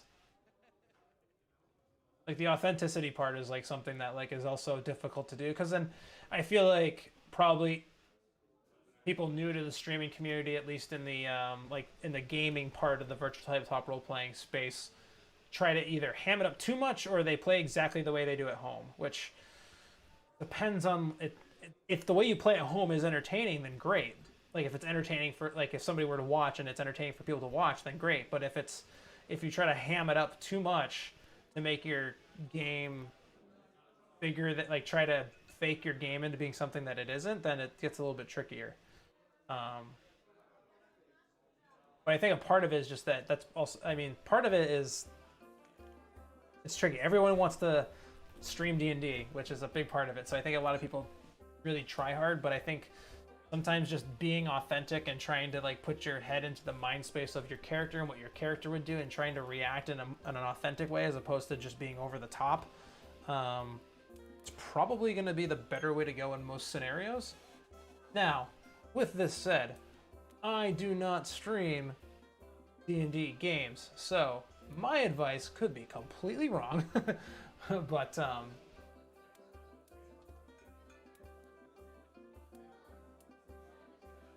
yeah, exactly. You want PCs with personalities that people can identify with, but like it's hard to do that when, like, I think some of it comes from consuming media that is poor quality, poor acting, juvenile storylines, and thinking good quality is because it affects nice effects or action sequence. Yeah, that's probably true too. Like you have to have a piece. You have to have characters that have personality, but like you can't, like, if you want to think of it, a good example is campaign 1 of Critical Role. Like there were times that Grog and Scanlan leaned almost a little bit too far into like the absurd, where it was kind of like just like not realistic, but they were able to kind of bring it back too. And are some of the most entertaining characters in the series, which for good reason. But all of them collectively around the table definitely lean into trying to play and react as authentically as their characters were in a given situation. So I think that's why it also works really well, or works well for them. But like you guys are saying too, like it's tough to like find the right balance and then also find good storytelling, because all media is easily digestible media now. So it makes a lot of sense.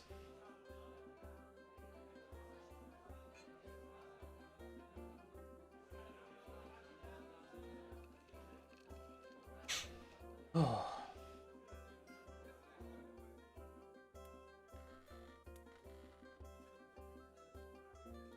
Literally just had this on the Roll20 side when really all I really need is this.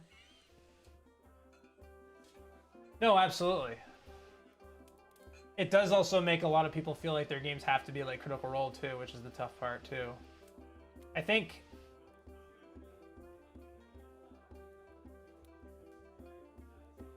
I'll never have anything really bad to say about them, I guess is the best way I want to put it. But I do know that because they're so good at what they do, it is having an effect on others that think that they should play the game a certain way. And I don't think that's necessarily like their fault. People want to emulate people that they look up to.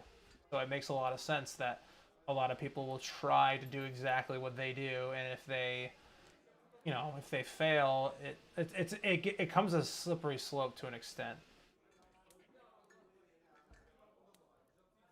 And like, if you put all your stake on like trying to emulate somebody else, it like can have a really negative effect on your own self-esteem if you fail at trying to like do something that like, well, why can I do it if like these people can do it? Why can't I do the same thing and have the same success? Like, it's a very dangerous kind of mindset to get into. And but like I said, like they have extremely helped the community.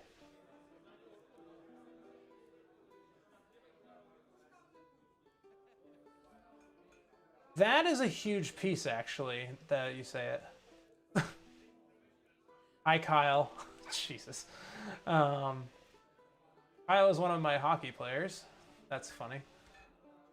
But yeah, people are expecting Matt Mercer as a dungeon master, but like they're not willing to act. They're not willing to also then like take their characters as seriously. I see what you're saying, Game Master's Vault. And yeah, I'm trying to think. I would agree to for certain people that is true, because I know of a couple people that like expect a lot out of their dungeon master, but then when it comes to like their own characters, it's kind of like I see what you're getting at, for sure. Good night, Kyle. Yeah, there's always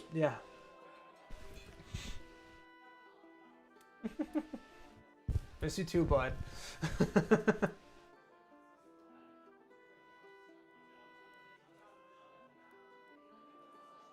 Yeah. Yeah, especially now that they have like the writers and all that kind of stuff, it does make it a lot. It makes that like it does make it much more. There's a higher bar. There's just a higher bar. So like if it causes people to think that like every game should be like that, and it's not always going to be the case. I wasn't a production person on one that is pretty close.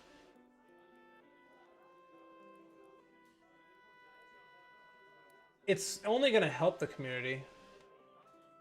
As I say, Game Masters, well, you, from conversations we've had before, I know you used to do a lot of content creation, stuff like that, so I'm sure you have some good experience to bring to this conversation as well. And then, yeah, like, having a lot of people coming in and playing is, like, huge. And I do enjoy that, like, people are happy to jump in. I have to run, but have a great rest of the week and catch you. Sounds great, Rob. I appreciate it. Have a good night.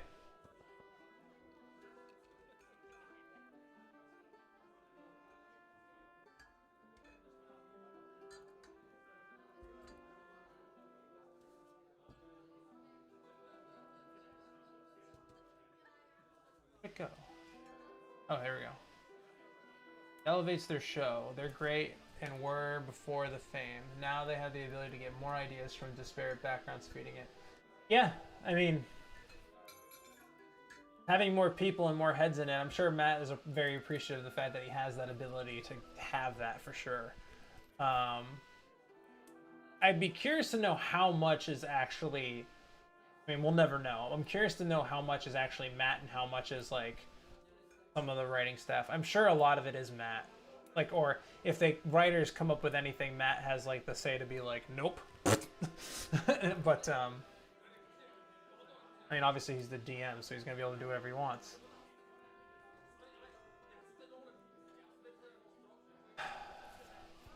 But it is helpful to have people from other backgrounds being able to kind of bring their own experiences in and kind of like help the writing process for sure too.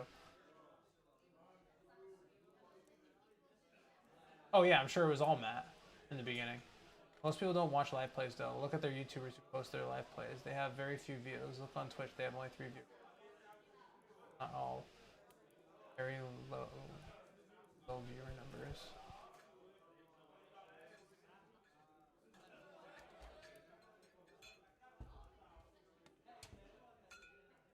Yeah, well, I mean, it's also, I think it's also really hard now too to kind of break into that. Part of it, I'm sure part of it is the algorithm is also working against them, but at the same time, people only really want to watch the things that they know, and so like if they're gonna watch like Critical Role, they're gonna watch Critical Role. If they want to watch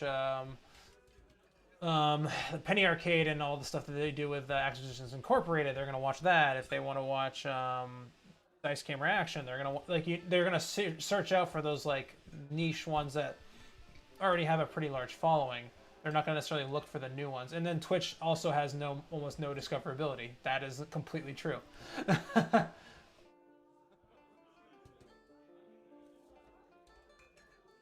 Right, exactly. It's so that's like the thing that we were talking about a little bit before. It's like if I was going to do a game on Twitch and I was going to stream it, like I would want it to look very clean, very polished, very professional. I'd want it to look a certain way. And is it worth that investment to do all of that, especially with like say camera quality and stuff like that? If we're going to keep playing remotely, like having a good camera is great, but then if all my players have like their webcam on their computer from like 2008 from college or something like that, like probably going to look like crap. So it's like one of those things where like you also have to. Well, that, and you need to have an active chat. Like that's the only way that it is gonna like turn into anything.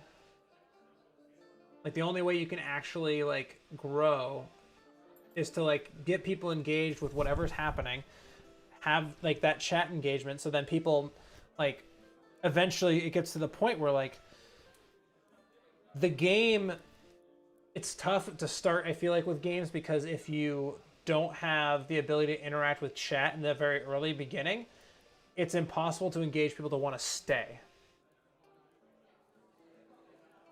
I think the way to do it is to record the game with good audio and video and then break it down from a GM's perspective, what you thought was going to happen in this and the show clip, and then come back and talk about it. That's an interesting idea. I do like that idea.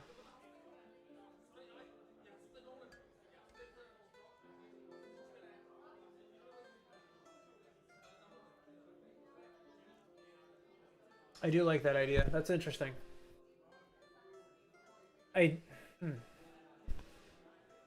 Well, that's the other thing. Good audio too is another big part. Like, my audio quality is probably very mediocre here right now, obviously, because I'm using a lapel mic. But,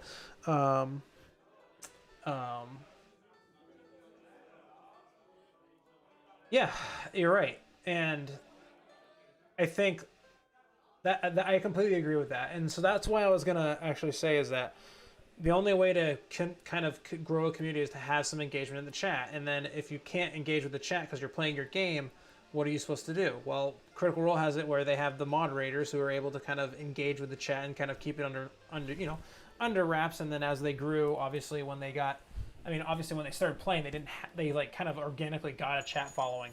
But now that they're bigger, they have like people that actually are sitting there monitoring the chat and answering questions and being a chat bot and stuff like that. So it's like, because they have that, it works. And then they also have a ton of interaction between the different between the different members of it. It's great. Exactly.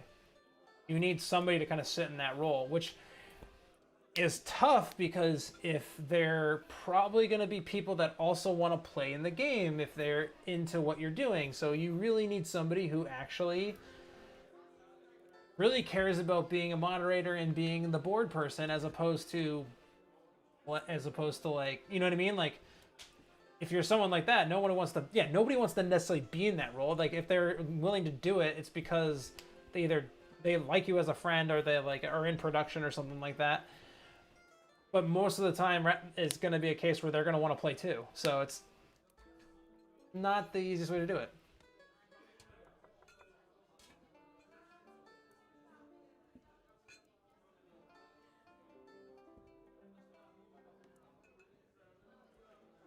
Right.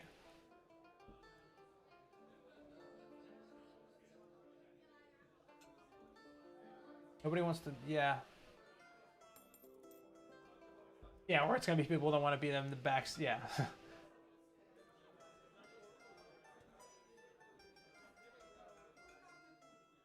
That's an idea. But then again, who's gonna be your mod the next time? And then it's like, it's so like it's such a weird. Because like the only way you like end up knowing anybody who'd be interested in doing it is because they're probably somebody who plays the game themselves. So it's like, it's very hard. The only other way I can fathom it working is I do know that some recommendations by some people have been saying that like if you want to hold on one second, I'm gonna put my sweatshirt back on. But one of the things you can do as part of a way to get yourself noticed is to like go up to someone who has a large following. Yeah, and you need more than 3 viewers to fill that pipeline. But if you have someone who I had my train of thought. It's gone. Come back. Come back. Some people, okay, there it was. Some people recommend that become a way to kind of grow on Twitch or just in general is to be a moderator on someone else's like stream and then, yeah, derailed completely. And then utilize that relationship to then have them kind of pseudo promote your stream, and so then, or you and your brand.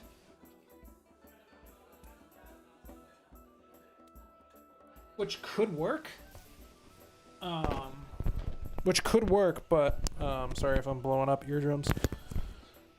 Which could work, but at the same time, like, how long do you have to do that until eventually, or how long is the investment in that? Like, are you going to be doing that for like 2 years before you actually are able to kind of like capitalize on that relationship, or is it 6 months, or what is the case there? And especially if it's tough. There's not a really good easy solution for sure. I don't really know what the solution is.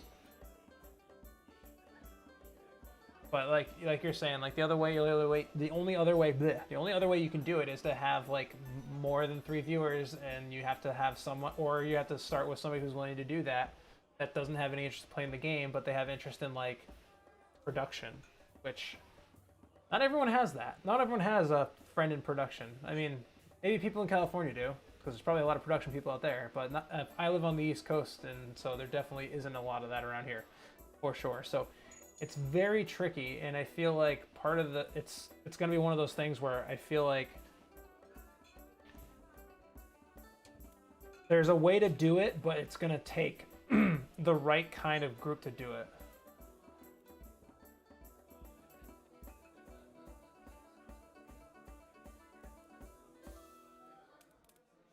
Do something other than live play to get decent, and announce you. That is, yeah, that I think is going to be the way to do it. Do de-entry it, yeah. I think that's the way to do it. And that's kind of like what I'm trying to do. And that's why I was saying, like, I don't want to like jump into streaming to like an A, do it professionally, B, have like a following, etc., etc. And I feel like that is going to be the kind of the key. And that's part of the reason, like, even still, that the part of the reason why I do a lot of stuff on YouTube is not only because I like the YouTube side of things, because I can help a lot of people, I can help a lot of people over here, but I can also drive a lot of people over here to kind of like, because normally we've been kind of going like crazy today because like we've had good conversation here, but normally I would cut the YouTube stream a little bit earlier just because I like to, you know, bring something that's very helpful and informative before we just kind of hang out, which is what we've been doing. But a lot of the stuff we've been doing has been very valuable, I feel like, so it's kind of, yeah, I'm fine with it. But driving a lot of that over here and developing that like kind of relationship with everyone, you know, having that good kind of two-way relationship where I'm like trying to help as many people as I can, and then eventually, like, if people want to see a stream of a game, then we can get into that. So I think that's probably the right way to do it, Game Master's Vault, honest, and I think you're onto something there for sure.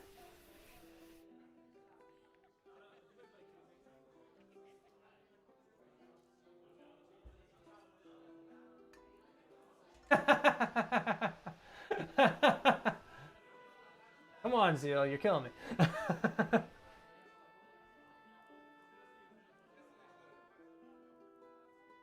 Well, we just got to get more regulars first. Seems like we got Rod there is gonna slowly be a regular, and then we got you and GMV.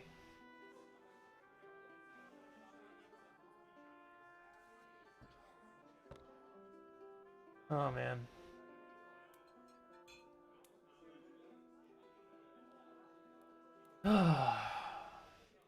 What was I gonna do tonight for prepping? Apparently nothing. That is true. I actually went from, oh yeah, for regulars, yes. And I actually went from, what, I might have the statistics here somewhere. Let me find it.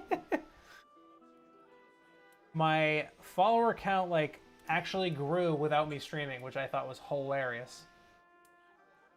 Which is what I would like to have happen, because then that means that stuff that's happening over on the YouTube side is actually driving something to happen over here, so that makes sense. Let me just see here.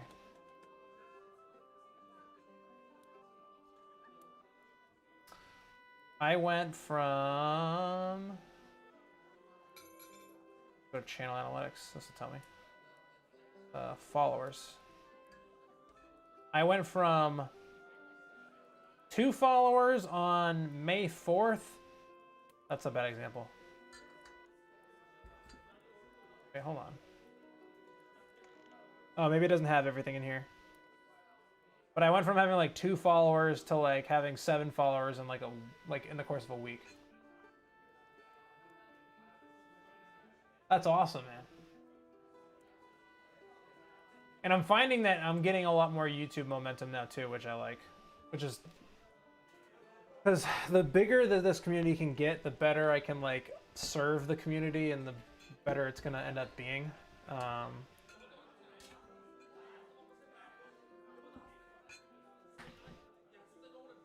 For sure. So and I think there is a point where like it's like a tipping point where like YouTube, like it's like almost like there's a point in the algorithm where you get to a point where you get enough of a following that the people that are following you are watching enough that eventually they start recommending you to more people, and then the subs kind of like exponentially kind of grow.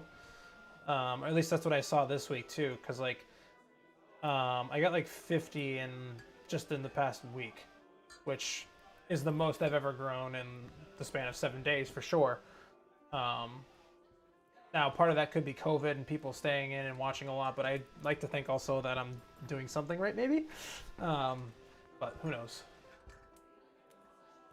But I do think it's probably that kind of driving force of like, more views are coming on my videos that are coming out now. That's driving more recommendations of more of my stuff, which is then causing that kind of growth, which is good.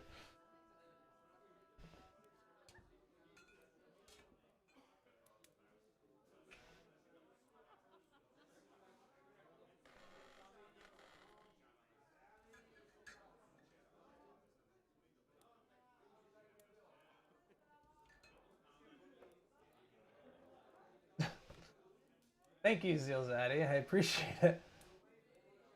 That kids' CAPA law is really hurting YouTube content creators. Well, thank you. I appreciate it.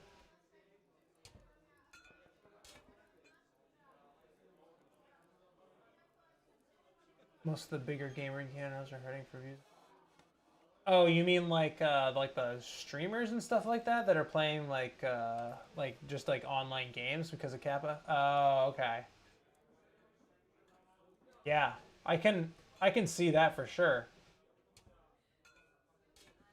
I mean, they do put in that like I find it not disingenuous, but like they have that weird like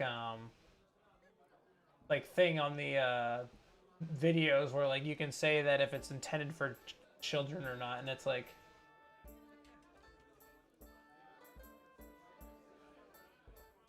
ouch.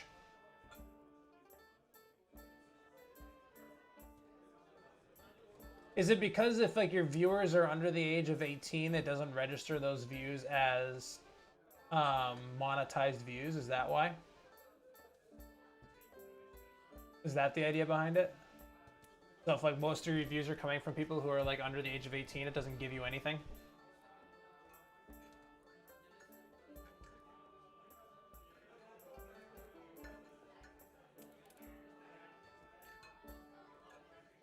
Because I was looking at, yeah, they can't be monetized. No comments can be left. Ah, okay. That makes a lot of sense. Maybe I'm hitting the right demo because when I look at my YouTube analytics, I have 0 viewers under the age of 18.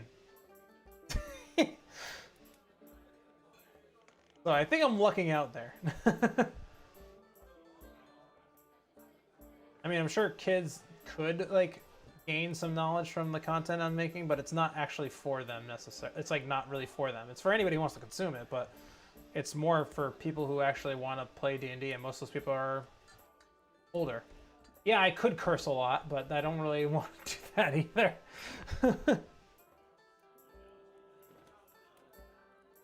But yeah, none of my viewers, according to my audience statistics, are under 18. And in fact, most of my viewers actually... Where is it? Here we go. I have 1% of my viewers between the ages of 18 and 24. The rest of them are between 25 and 54 years old.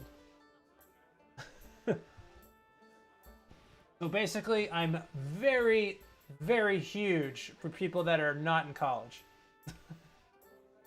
Yeah, most are between 30 and 50. Yep. Actually, most are between... I mean, basically 30 and 50. It's 25 and 45. With like a small demographic between the ages of 45 and 54. At least that's the last 28 days, but I've never had anybody under the age of 18 ever pop on my statistics. Ever.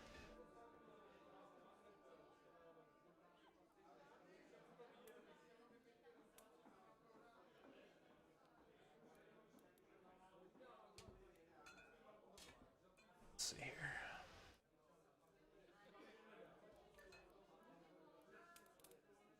Yeah. I definitely try to make mine more... I wouldn't even call it mature. Oh, I mean, I guess you could call it mature. I try to make mine like very informative and like I try not to like... Yeah, I don't do that. Like, I'll make a joke every once in a while, but it's like, just to be, like, it's like, not like a target. Like, I made that joke of, like, not having an advanced coding degree from a major university twice. Not gonna do it again, because I've done it twice. Which was fun, but it's like, yeah, I don't care to do that.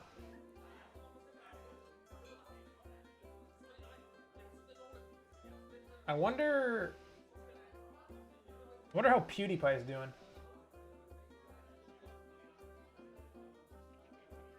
Oh, that kind of stuff, yeah. I wonder how, what's his name? Is it Jacob? From, XP to level 3. I wonder how he's doing, because that's basically most of what his channel was.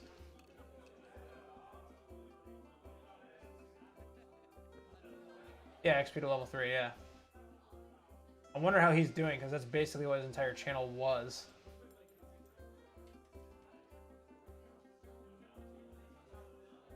Which is unfortunate. He seems like a nice guy. Nice kid.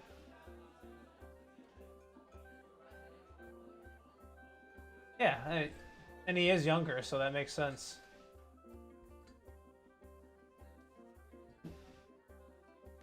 Yeah.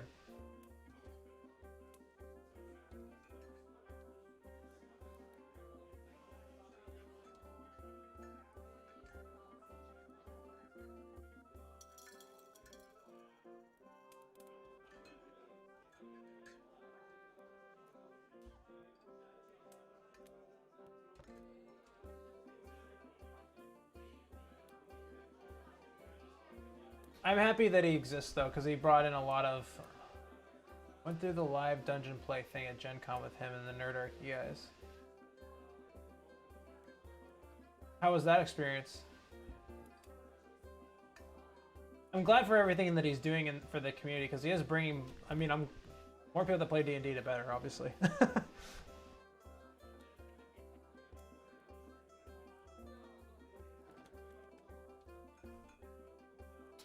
Let's see here.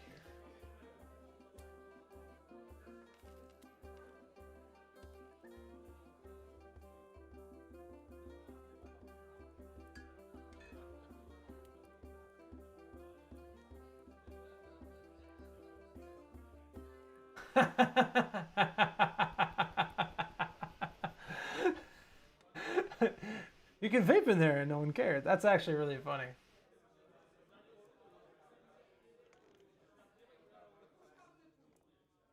Where was Gen Con at that year? I've like never been to a con, which is like blasphemous. I like want to go to one so bad. I haven't even gone to Axe. Oh, Andy? Yeah. Did they do it at the well, no, never mind. I was gonna say there's like a hockey arena there, but then I realized it's Indianapolis, so it's probably got like a convention center. Huh. Interesting. Huh. I'd love to go to. I mean, I'd love to do everything. Lucas Oil Field and the convention center. Yeah, I'd love to go to everything. Like, I'd love to. Gamehole Con is better now.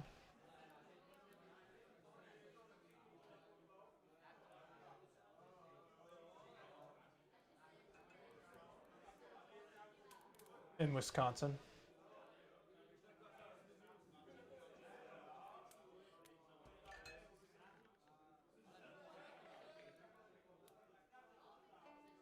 Huh.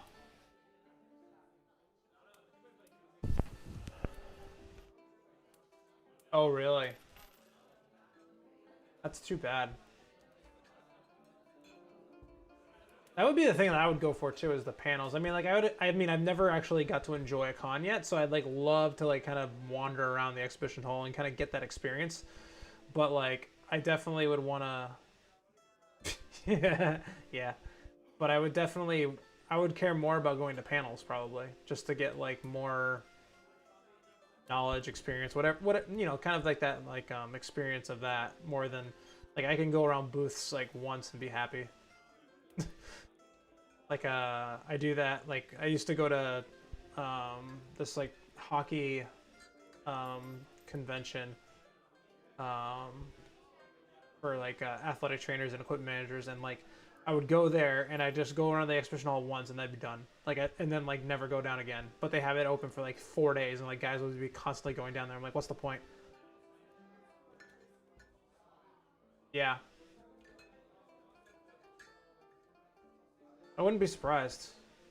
And you can consume the content whenever you want instead of waiting for like the one convention every year to go to, or like the whatever the case may be, how many conventions you want to go to.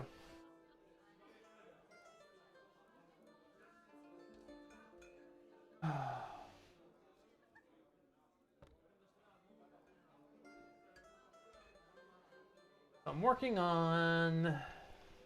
We'll still have this conversation, but in the background, I'll be working on some stuff for my Order of the my campaign 2.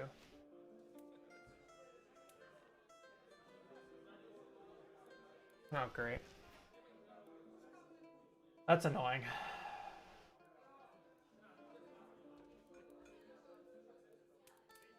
Was it marketed as an educational panel, or is it like, because that would be like kind of frustrating for me too, like if you went there to try to learn something and they just basically talked about like, oh, like we do this.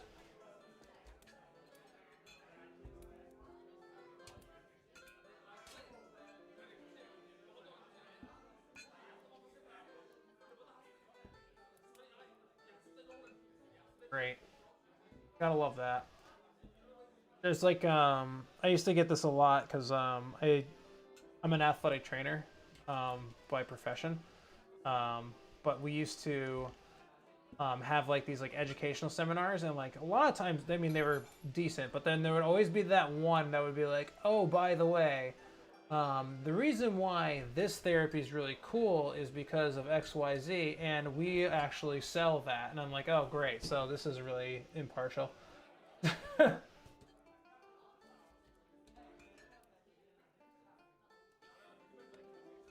Yeah, I feel like the conversations and some of the stuff that you can have with people at like a convention would probably be almost.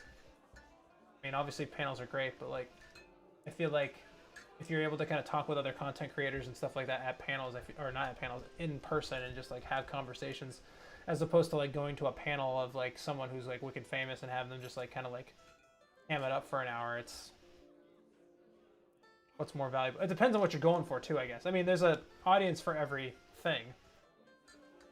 We're probably not the target demo necessarily for some of the panels at those conventions anymore, but I'm sure that a lot of the fanboys and stuff like that that want to go see these people, then like have them and see them talk, probably would love to have that. So I guess it all just really depends.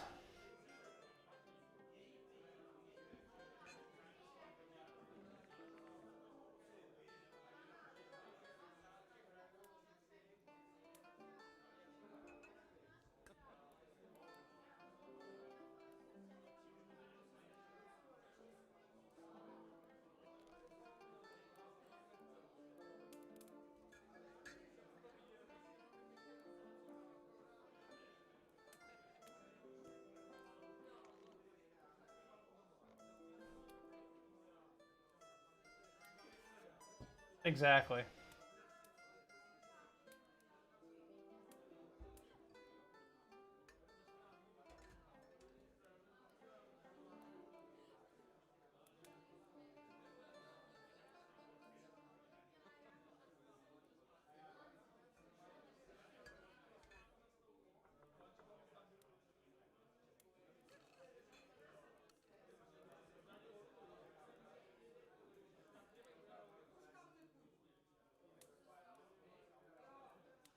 Yeah. I was gonna say after the con or like after parties and stuff like that, where you can actually have like casual conversations instead of having to be like, oh, hey, my name is so and so, and I have this, and like we should really talk to each like, because then it just feels like you're like upselling to like a sponsor or something like that.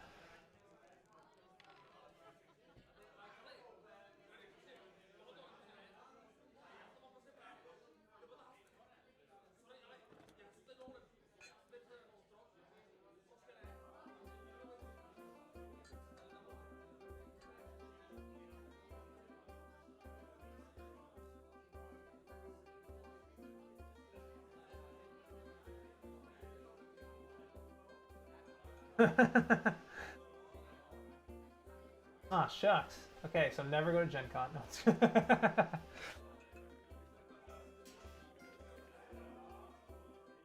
What do you guys think of PAX?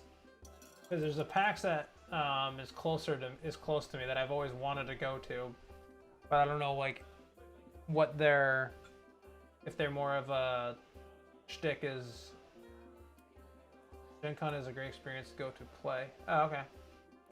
Um, but I don't know if PAX is like more of like the. I don't know what kind of experience I would expect there, I guess is what I'm trying to say.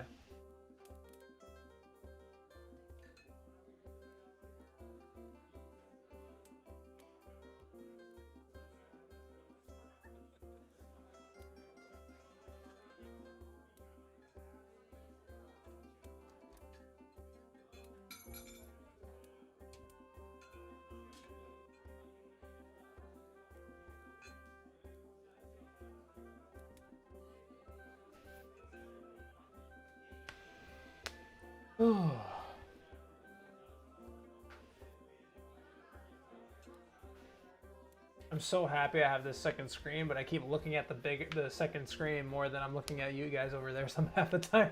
Because I'm like, chat's over here, and then my computer where I'm doing my work's here, and the camera's up here. I'll figure out the rhythm eventually.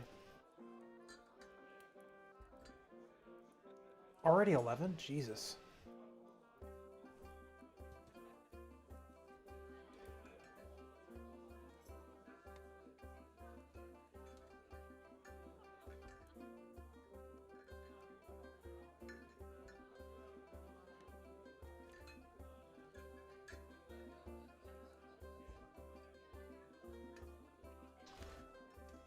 So what I'm doing right now... No, I don't think you chased him off. He left a while ago. I think he had to, like, it was like he left around like 10:30. I think he had to go to sleep. There's someone still on YouTube, so there's 2 people watching on YouTube. One of them's me, so I'm making sure that the stream actually is coming in clean. But then there's someone else watching, which I'm fine with someone lurking. Oh, come on. What's going on here? Oh, I got the wrong one. That's why. This one. I did meet quite a few YouTubers I knew in person, though. Jorfin V, the crafting on Wick, at Rambo, and the dungeons and stuff. Gamer, Janet the World Anvil, Janet from World Anvil, Berg, Bill Allen, guys, Cody, Jacob. That's awesome.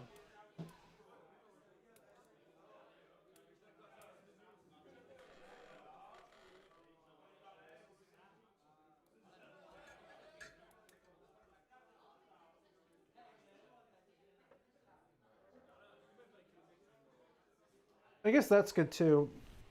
But sounds like based on your experience, you didn't have a ton of long interactions with them there, probably.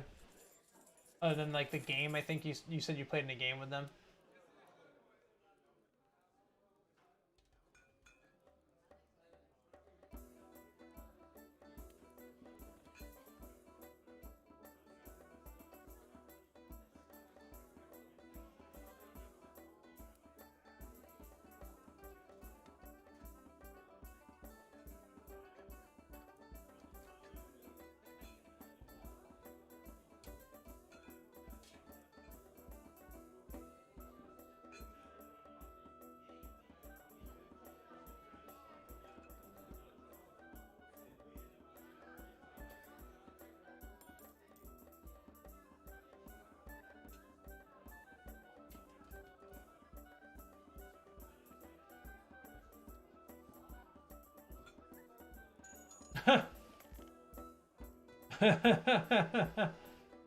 Yeah, well, I mean, yeah, I guess you have some good interactions with those people if you were basically rooming with them.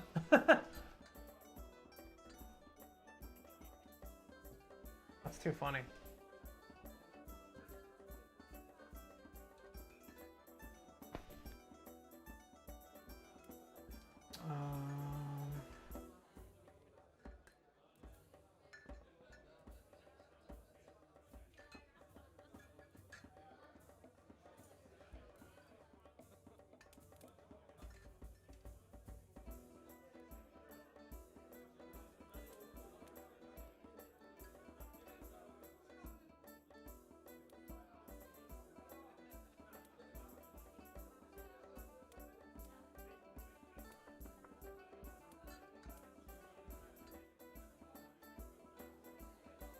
That's cool.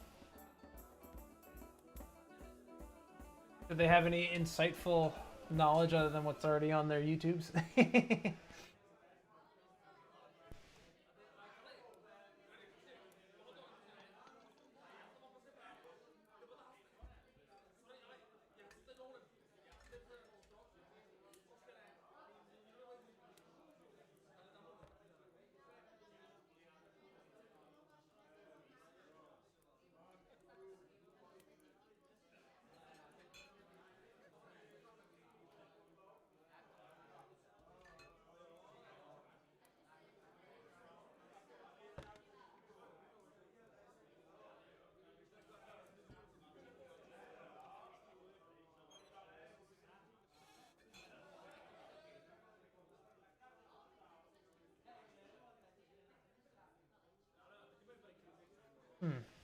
Okay.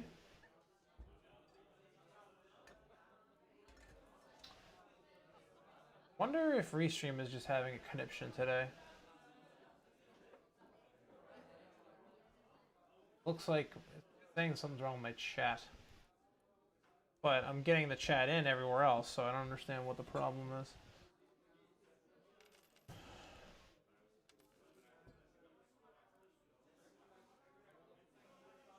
Very strange.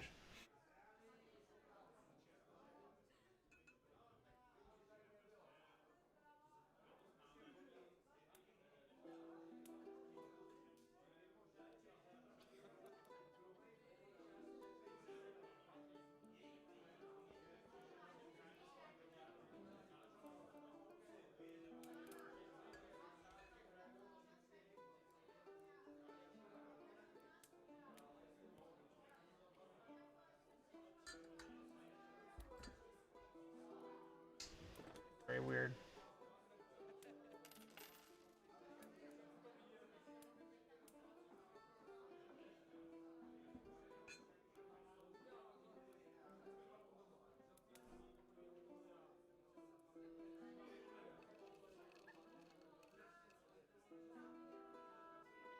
I don't know what's going on. Why is...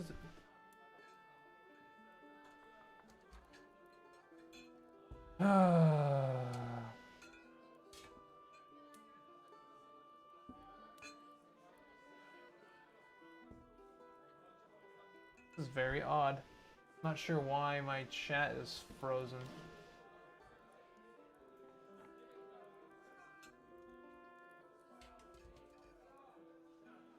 The second time this has happened tonight. Very weird because I'm hard lined in and everything's still streaming, but my chat's frozen. On my end.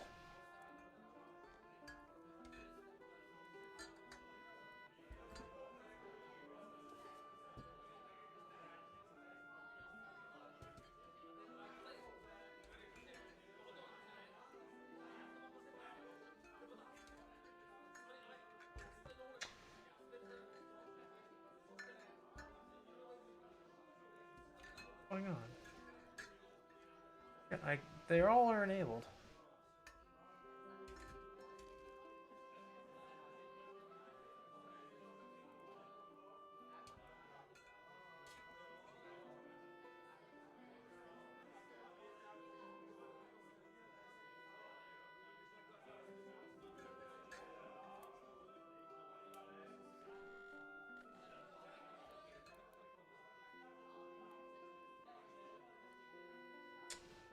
Okay.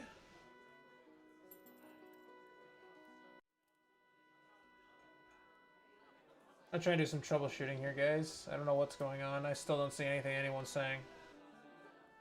I don't know what the heck is going on.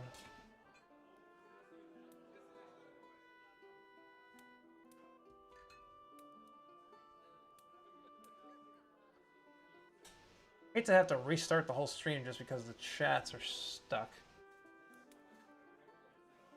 Someone types...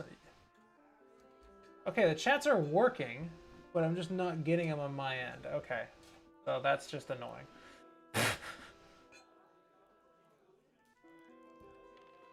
Restream is just being stupid tonight. That's all. So I think what I'm gonna do... Yeah, I figured you guys could hear me. I just don't know why it's doing something very strange. I'm gonna see if I can't...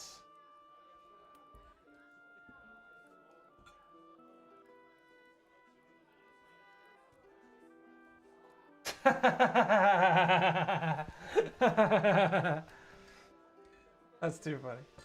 I'm just gonna jump back and forth, I think.